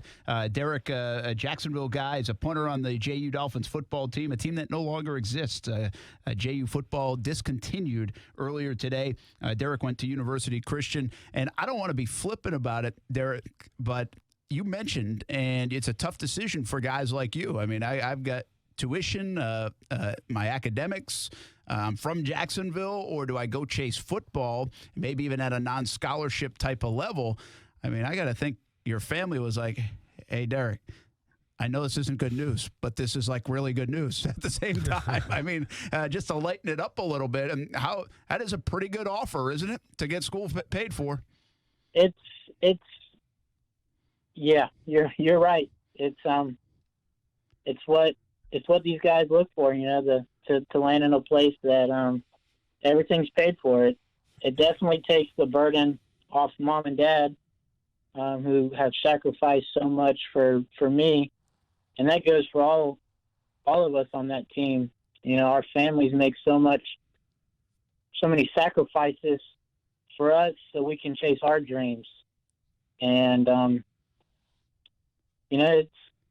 it's a tough time, and but that team was special, and in the such short amount of time, way back during the summer from camp up till now, the bonds, the brotherhood, the Dolphin way that we established in such a short amount of time, that'll stick with us forever, and there's more to it than just football, the memories that were made, the brotherhood that will continue on. That's what it's all about at the end of the day. Because regardless, if we all, whatever we decide to do, whether it's to continue playing football, whether it's not, football is going to end eventually. You can't play forever. So it for me, football, it's a love of mine, but for me, it was more than that. It was about making memories, about creating bonds and brotherhood that'll never end with college. Yeah, Derek, great perspective on that. By the way, this team will probably be tight-knit for a long, long time to come because of these circumstances. One last thought real quick. We got to get running, but did you talk to Ian Shields or your coaches at all today? I wasn't able to talk to Coach Shields. I talked to my positions coach, Coach Sylvester. I gave him a big hug, and I was more concerned about where he's going to end up. What the process looked like for him on his end, and the school's doing a great job. They're keeping the coaches accommodated until they find a new place, and so I was glad to hear that. And, the coaching staff that I was, blessed to be under for such a short amount of time, they're amazing. Coach Shields, they're all good people, and the life lessons that I was able to learn from each of those coaches, I'll take with me until I'm, no longer here. Good stuff. Derek, we appreciate it, man. Appreciate you listening to the show, checking in, and giving us a call, giving us the player perspective. We've heard from the other side today, but the player perspective's a good one to get on this subject as JU discontinues the football team. Good luck, man, and check in. Tell us how things are going down the road. Yeah, man. All right? Stay in touch, all right? Good. Thank you. All right. That's Derek, the punter on the Jacksonville University Dolphins football team, a team that no longer exists. The program no longer exists after this morning. He went to University Christian. That's a pretty good perspective. When we knew we had a player on, he called in, and during the break, I was like, uh-oh, get that dump button ready. For sure. Because it's an emotional time. It is, man. I know when I played ball, we actually went to the athletic director to help fire our coach Yeah.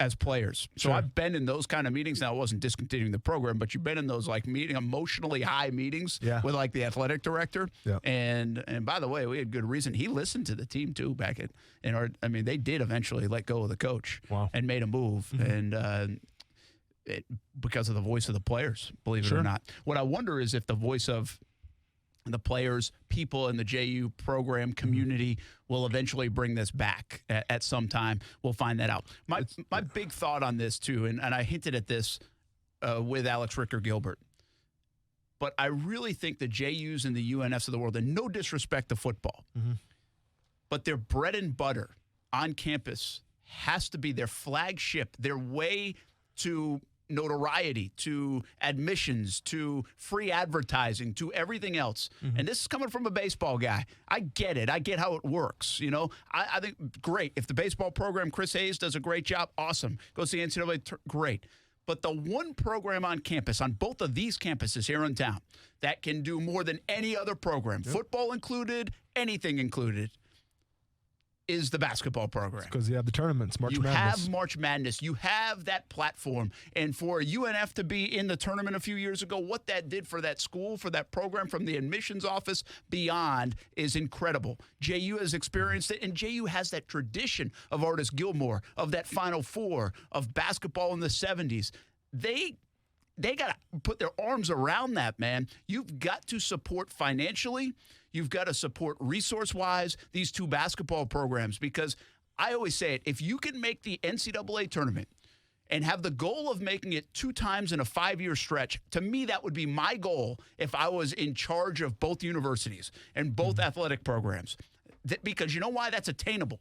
It's reachable. And the ripple effect of what that will do when you go to the NCAA tournament, and maybe you're fortunate to put together a team like Florida Gulf Coast or Liberty last year when you actually beat a team, and then you get an extra 3, 4, 5 days out of that exposure, is off the charts. You know it even at Murray State, and Murray State's bigger than these two programs, and they have more money to spend. There are bigger conferences, all those things. But Murray State with Ja Morant, holy cow, that stuff is priceless what they just got for the last couple of years, but especially last year. No, without a doubt. And that's why I got to talk when I was at the Hall of Fame ceremony. So they have a new athletic director now. His name is Kevin Saul, and he came from UK. You know, UK predominantly a basketball, but they're trying to build football now up too. And I thought he kind of put it perfectly. He's like, listen, Murray State's always going to be a basketball school. I think that's just the way it is. But his focus now is everything that the football team is bringing in, it's not going towards the other athletic program. It's going towards the football team. So his goal is to try to build the football team through the football team, because a lot of the times is, if you're an athletic, institution, you have to share with everybody else. Yeah, you get your money sport and you share. Yeah, exactly. Well, Murray State football now is its own separate entity, is from what I was told. So he's trying to build it up that way, which I was obviously a fan of, being a former football player. So that was great to hear. But yeah, you're absolutely right. I mean, you can generate so much money in the NCAA tournament. I know it firsthand, obviously, with Ja Morant as well, talking some figures, I guess, would call them, with some friends that work in the athletic department. And yeah, I mean, it puts your university on the map, obviously. Not to say football doesn't, but let's be honest. Would you rather follow the Murray State football or the Murray State basketball team during the tournament, or would you rather follow the Murray State football team during the college football playoff? Well, like that whole tournament thing that they do for FCS. It's just, it's kind of a no-brainer. And that's and even more so on this level. And this is what, with all due respect to football at JU, if JU went undefeated in the Pioneer League, we might have Ian Shields on, and we'll go to a game on TV. Yeah. We put their games on anyway on Action Sports Jax Primetime on Saturdays, and we go, and we might make a little bit of a deal about it. Not near the deal if they go to the NCAA tournament. They win the ASUN, they go to the tournament. We're probably traveling with them to the NCAA tournament, all those things. So it's just total. That's reality. And it is. I think both of these institutions have had change at the top, whether it's athletic directors or presidents or administrators, because that's what happens. I just don't see anything but that logic for them when it comes to basketball on their campuses. Those have to be discussions. I can't be the only one discussing that. Tim Koss is a smart guy at JU. He's got to understand that, and maybe that's where this is going. If all of a sudden now Swisher Gymnasium becomes an on-campus facility, like a facility, not, with all due respect to Swisher Gymnasium, with all the history to it, not a high school gym, They're planning that practice facility. I mean, these are things that should have happened a while ago. Yeah. Probably. But now they're catching up. Yeah, I'll be honest, man. I'm really bummed with that phone call. I'm glad Derek called in, but I mean, I just put myself in his shoes, man, and I can't imagine what him and that team are going through right now, especially when you have the choice. Do you stop playing the game that you grew up loving as a kid? That's tough, man. And, that's like your dream to play. Do you just put it aside for a scholarship, man? It's such a rough thing, and I can't imagine, man. Sending all my well wishes to Derek and the rest of the football team, man. Yeah. That's a tough situation. And again, I didn't mean to be trivial about it. No, for sure. But I know which one mom and dad are saying. Yeah. For sure, man. That's for tuition, Yeah. and you didn't expect that on the blue. I mean, in a weird way, some of those players got handed a lottery ticket today. Maybe, man. In a very strange way. You're but still that's putting taking those the memories emotion aside. out of it. You're still putting the memories aside, man. Absolutely, and that's not an easy and thing sometimes to do. those are priceless, Brent. Nope, you're absolutely right. We come back, priceless memories from Blake Bortles and Nick Foles. How about Ron Rivera? What are we thinking about? We'll talk about it next on ESPN 690. Action Sports Jacks with Brent Martineau on ESPN 690 is brought to you by Best Bet Jacksonville and Orange Park. ESPN 690 Sports Center Update. I'm Jake Mitchell, and it's not just the Chargers game. It looks like crowd favorite Gardner Minshew II is going to get the ball for the remainder of the season. And while he appreciates the love, there is something about this past Sunday's game he did not like. One thing I didn't appreciate was a lot of the booing today. You got guys that putting their hearts out there every play, every game.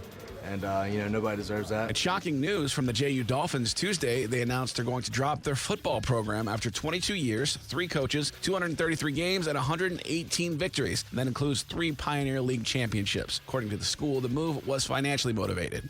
Stay connected with ESPN 690 while you're at work by listening on ESPN690.com. The best kept secret in tires is TireOutlet.com. Tire Outlet offers wholesale prices with premium service, and TireOutlet.com always has a safety-first focus. Locations throughout the First Coast, there's no need to go anywhere else for tires and service. Now, the First Alert forecast on ESPN 690. A mostly clear and chilly night tonight will drop into the 30s. From the First Alert Weather Center, I'm Action News Jack's Chief Meteorologist Mike Burrish. The Weather Center is brought to you by Beard's Diamonds, where now through December 24th, you get 20% off everything in the store, including loose diamonds, only at Beard's Diamonds. One of the easiest ways to offer local kids a great Christmas is through Jewish Family and Community Services. Help us make this holiday season shine. Jewish Family and Community Services. Here for giving, here for Jax. It's holiday time, so treat yourself to some golf or give the gift of golf. Hey everyone, this is Brent Martineau. The Golf Club at Southampton is one of the most fun tracks to play in the area, and it's very affordable. It's the home of the Action Sports Jacks Dream 18 as well. Go to golfsouthampton.com for tee times, gift cards, and gift packages. There are 9 different options to choose from. It's the perfect gift. The gift of golf at Southampton this holiday season. Visit golfsouthampton.com. Many children in Florida are eligible for head-to-toe health and dental coverage with costs as low as $15 a month. The Player Center for Child Health at Wilson Children's Hospital offers free application assistance for families applying for Florida Kid Care. Call 904-202-9355. Habla Español. Tax problems can be extremely stressful and cause financial devastation. The tax attorneys at J. David Tax Law are right here in Jacksonville to be your personal advocate and resolve your IRS or state sales tax issues. J. David Tax Law focuses on your needs and case outcomes. Don't be fooled by these big out-of-town tax companies that only focus on getting you to sign up and pay without even working with an attorney. At J. David Tax Law, only highly experienced tax attorneys will represent you.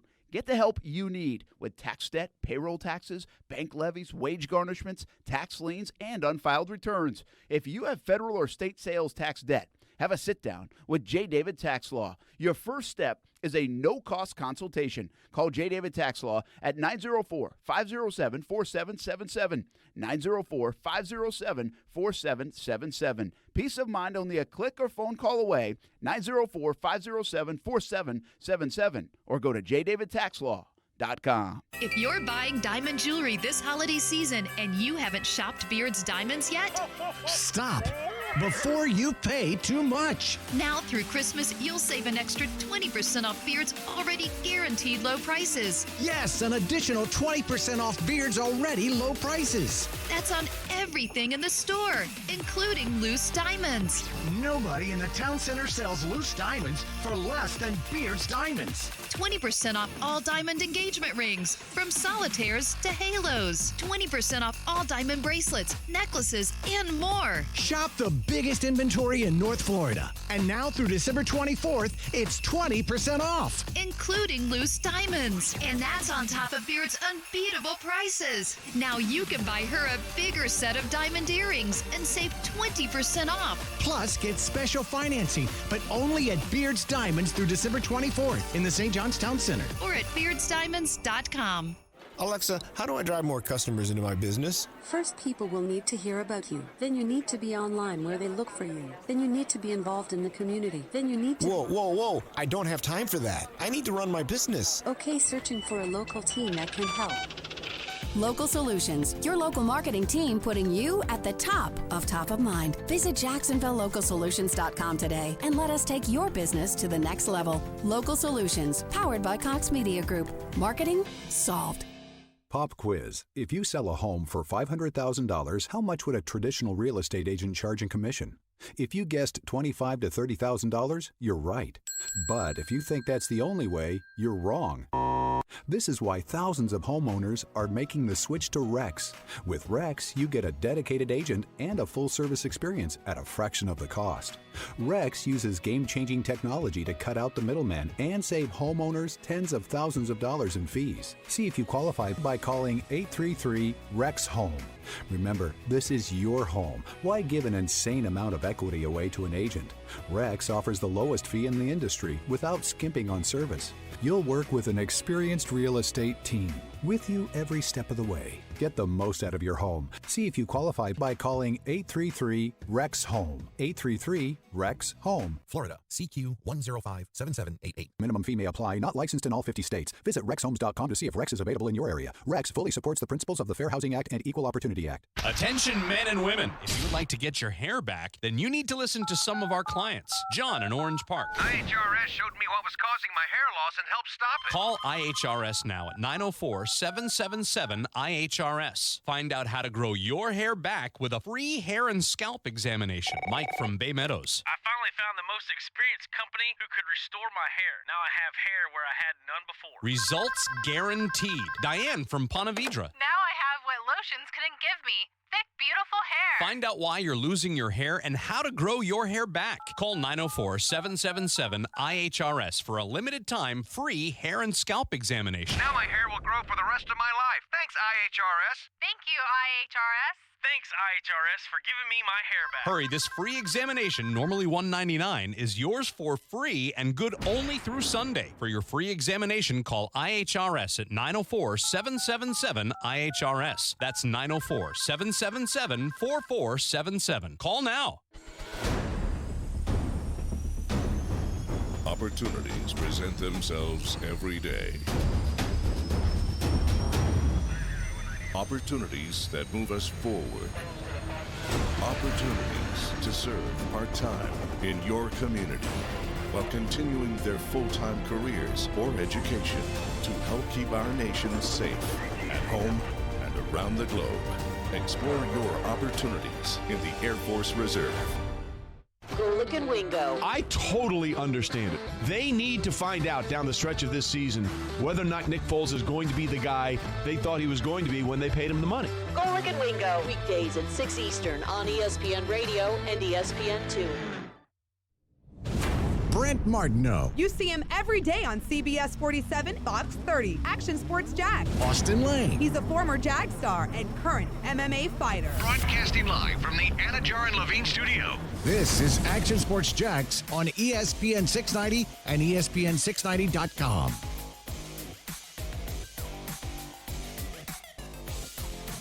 It is a tough time. It is a tough time. You know, when the offense struggles, first person that people look at is the quarterback. Right. We had a lot of miscues on offense. Nick had some miscues himself. The offensive line had miscues. We had breakdowns and miscues on the outside with the receivers. But, you know, ultimately, the quarterback changing decision was made, and we can't do really anything about that. The only thing that I know is that Nick is going to do the best job that he can to be what this team needs him to be, and he's not going to complain. He's going to help us win.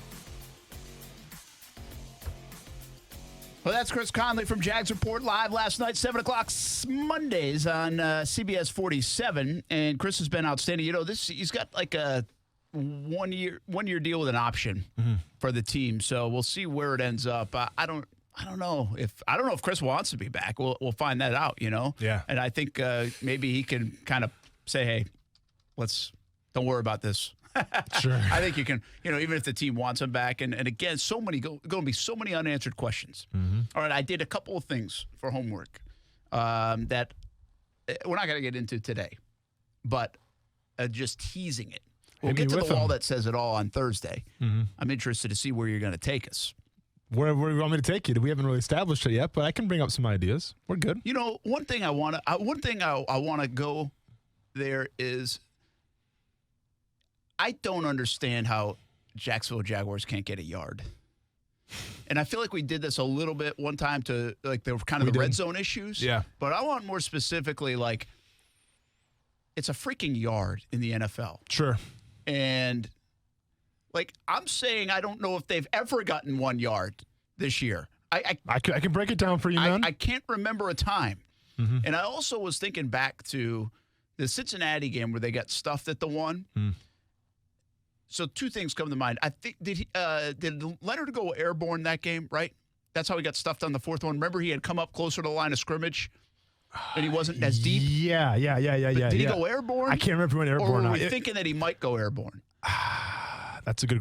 I don't think he went airborne. I don't think he's gone airborne at all this year. He went out of the pistol. It was like the pistol formation that they ran because he came up to the quarterback. And then, if I'm not mistaken, they just stuffed him. I think they did. Geno Atkins got through, and it was So why? I want to ask Leonard this. Why hasn't he taken flight this year?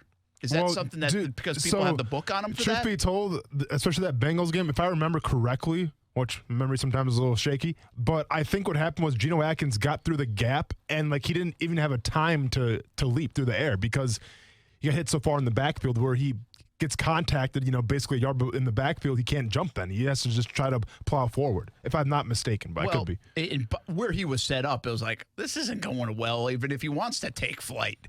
Yeah. I mean, you want a running start. Well, when I try to jump 45 inches in the air. Sure.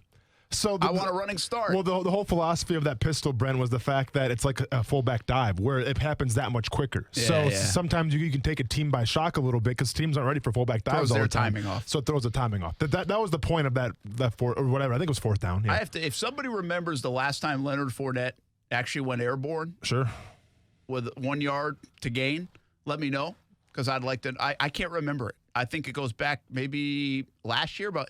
Now I'm starting to think if it goes back even beyond that. I don't think he's done it this year. I'm just saying, though, man, when he gets hit behind the line of scrimmage. Like those guys that go airborne, there's at least a stalemate on the line, right, where there's room to move. But when guys are hitting him in the backfield, you don't have time to go airborne.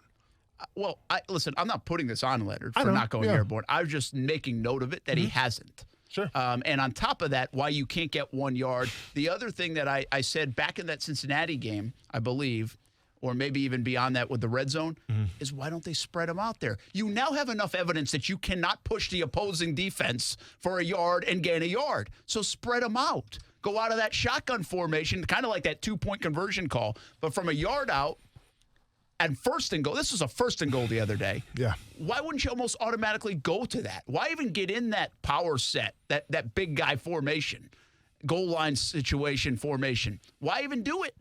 It's not working. Why waste a play?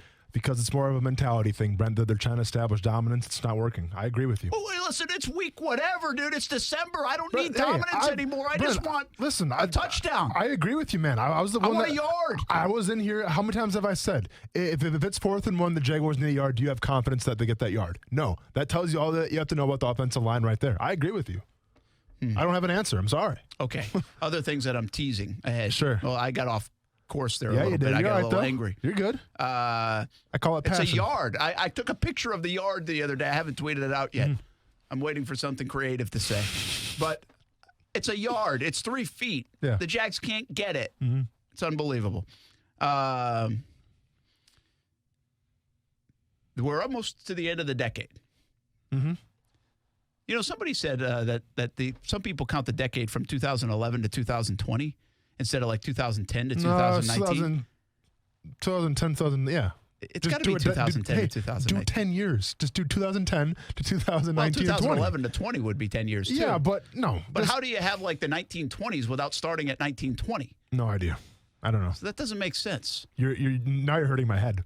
I probably am. Math. But anyway, it's 2010 to 2019. Okay. And I went back, and I want you to do this exercise, too, and that's why I don't want to do it today. So you got a little homework assignment tomorrow, and Fantastic. the rest of you do as well. Okay.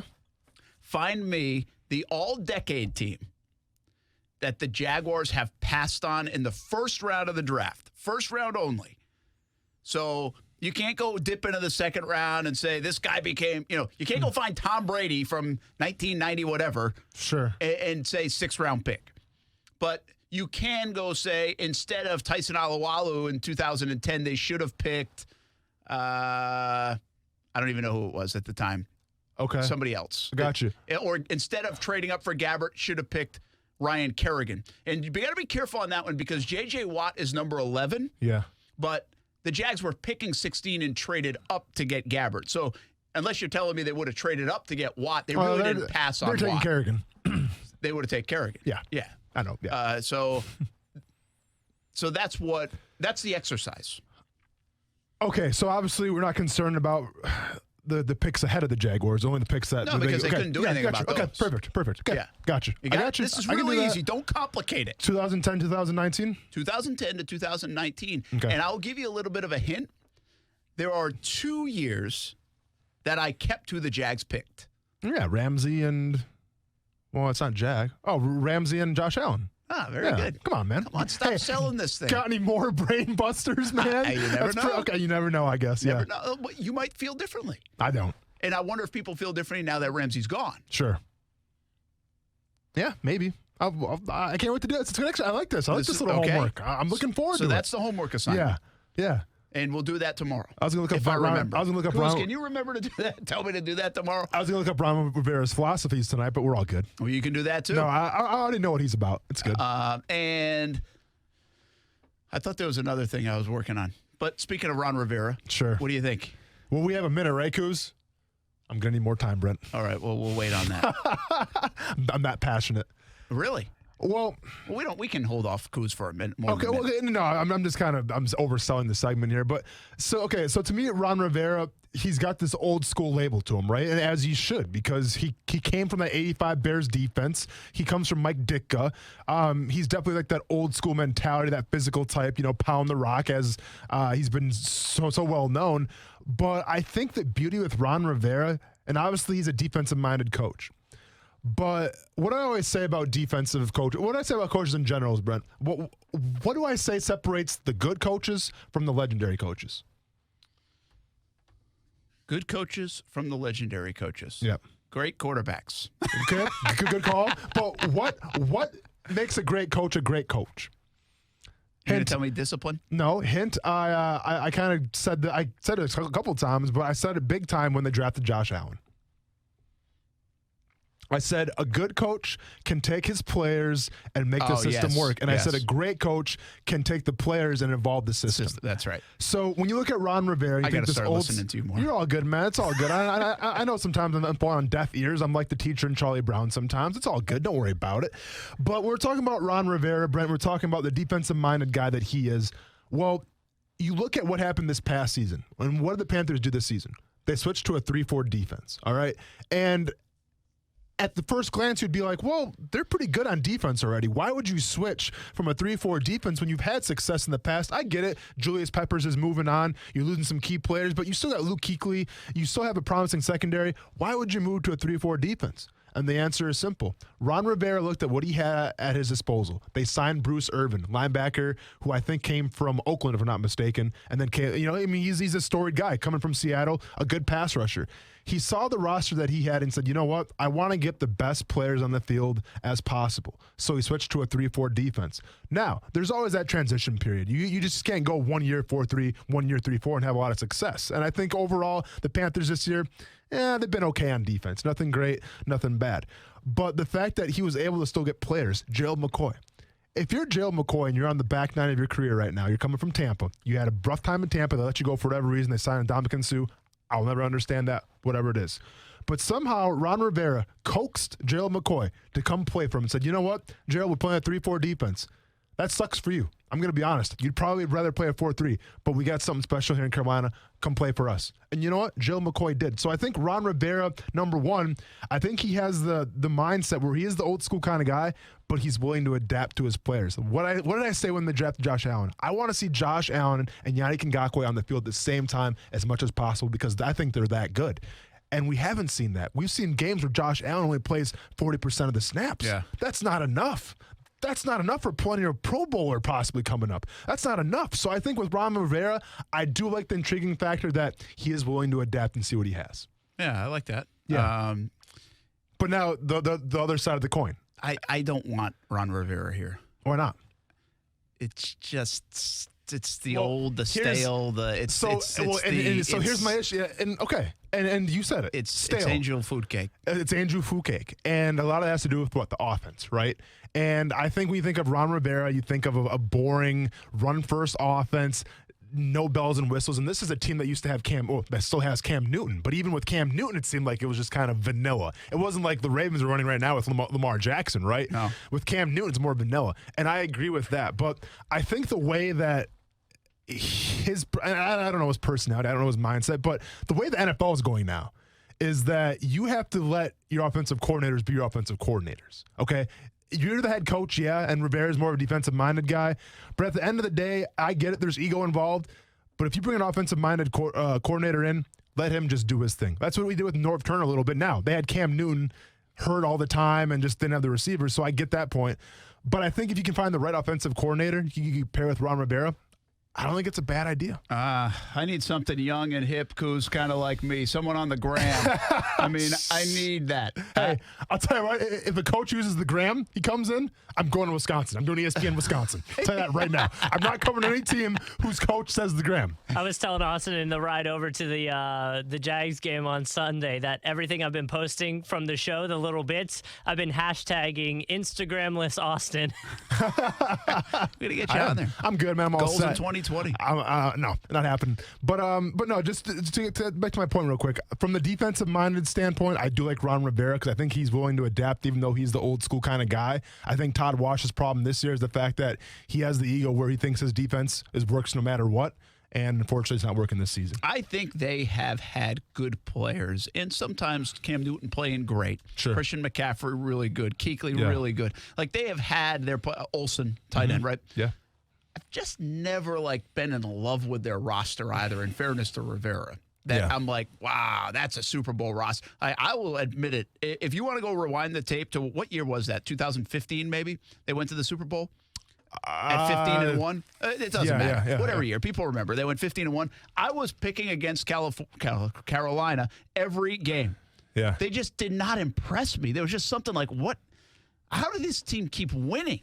Yeah, like they were not flashy at all. I need a little fsh in my life. That's what I'm doing. I hear you. I need a little style, little swag, along with the sizzle, little swag. But here's the thing, though, Brent. You can get that. But what do you want on defense? Do you want to be fast? Or do you want to be physical? I want to be both. Brent, what do you want to be more, fast or physical? After watching Get off this year, the fence. physical. Thank you. Okay, that's where Ron Rivera comes in. Go punch you in the face right after this break. ESPN 690. One more segment. We brought up a fun topic today. I probably didn't talk about it as much as I wanted to, and that's Foles or Bortles. Gosh, what the heck day is it? Foles or Bortles. Mm-hmm. And really never got to a topic that will spill over to tomorrow, too. But is Minshew the guy for down the road forever? It's a big question. I mean, is he that guy is for he the right years? button? Are you electing him in 2020? First ballot. Next on ESPN 690. Action Sports Jacks on ESPN 690. I have never made any off-the-books bets with John Bachman. The Friday Six-Pack is its own entity, and I wouldn't go against that with off-the-book bets. I have no further comments at this time. I beat Austin in a side bet. What did we bet? John, I have never made any off-the-book bets with John Bachman. The Friday Six-Pack is its own entity, and I wouldn't go against that off-the-books bet. Catch Brent and Austin weekdays 3 to 6 p.m. on ESPN 690 or ESPN690.com. An auto accident is confusing enough. Do you think you really need a 1-800 number to get in contact with a doctor? No, you don't. When you're in pain, Call a doctor, period. That's who you need to call after an auto accident. McGowan Medical Centers is ready to take your call 24/7. That's all day, every day. Call a doctor first, because your pain may not hit you right away, but when it does, we're here for you. 350-5544. McGowan's got your back, literally.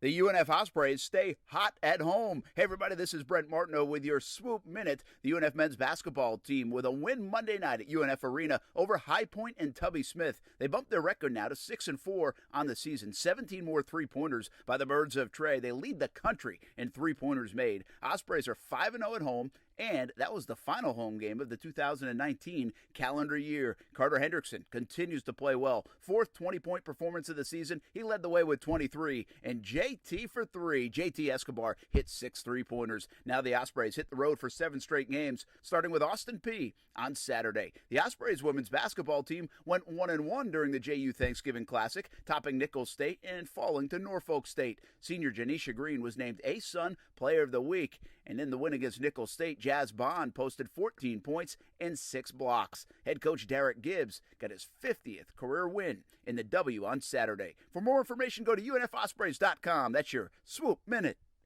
Hey, Bruiser, you ready to do the old holiday shopping routine? Yeah, I got all the houses picked out. Alrighty. Hey, you know, I almost feel sorry for these folks. Oh, don't go soft on me now. That's why they pay insurance. Okay, so you promise those kids will just lose their bikes for a little while? Yeah, I promise, whatever. All right, then let's sing our favorite holiday song. Yeah, we're making our list, checking it twice. Looking for houses with things that are nice. Bruiser and Browser are coming to town. We're filling our truck, we won't leave much. Avoiding those houses that God safe touch. Bruiser and Browser are coming to town.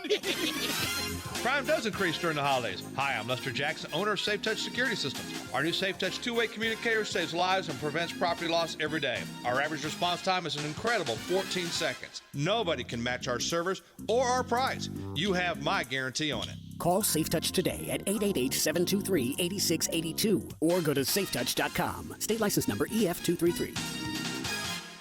Action Sports Jacks on ESPN 690.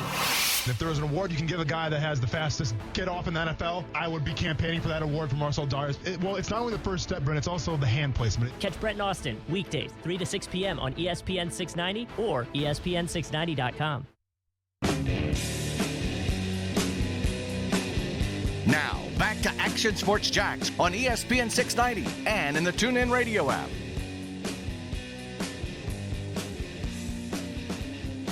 You know, I think this is a great opportunity to say that there are so many things that need to grow and that need to mature in this organization as a whole, that grabbing a quarterback and inserting a quarterback in a situation doesn't solve everything.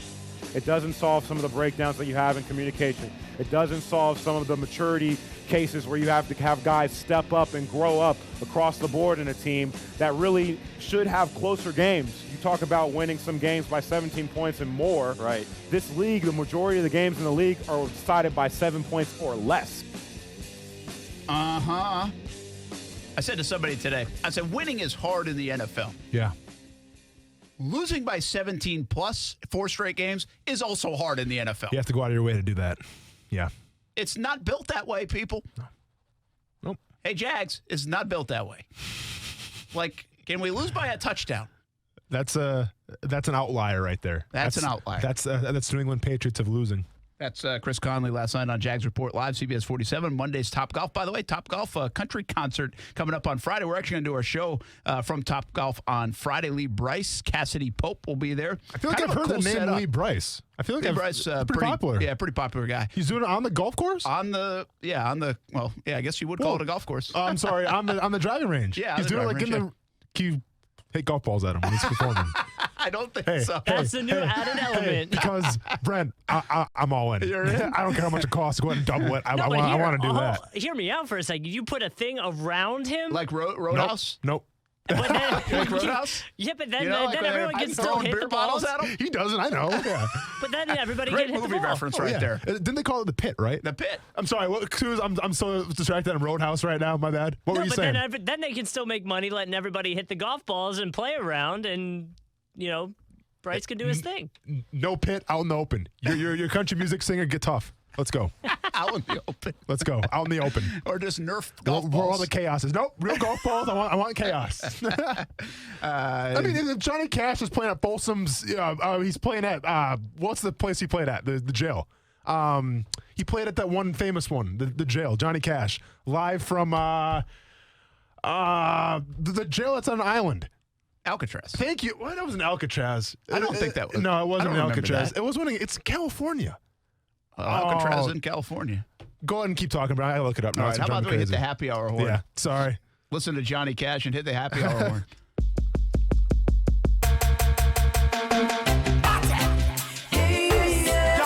Nobody come between us.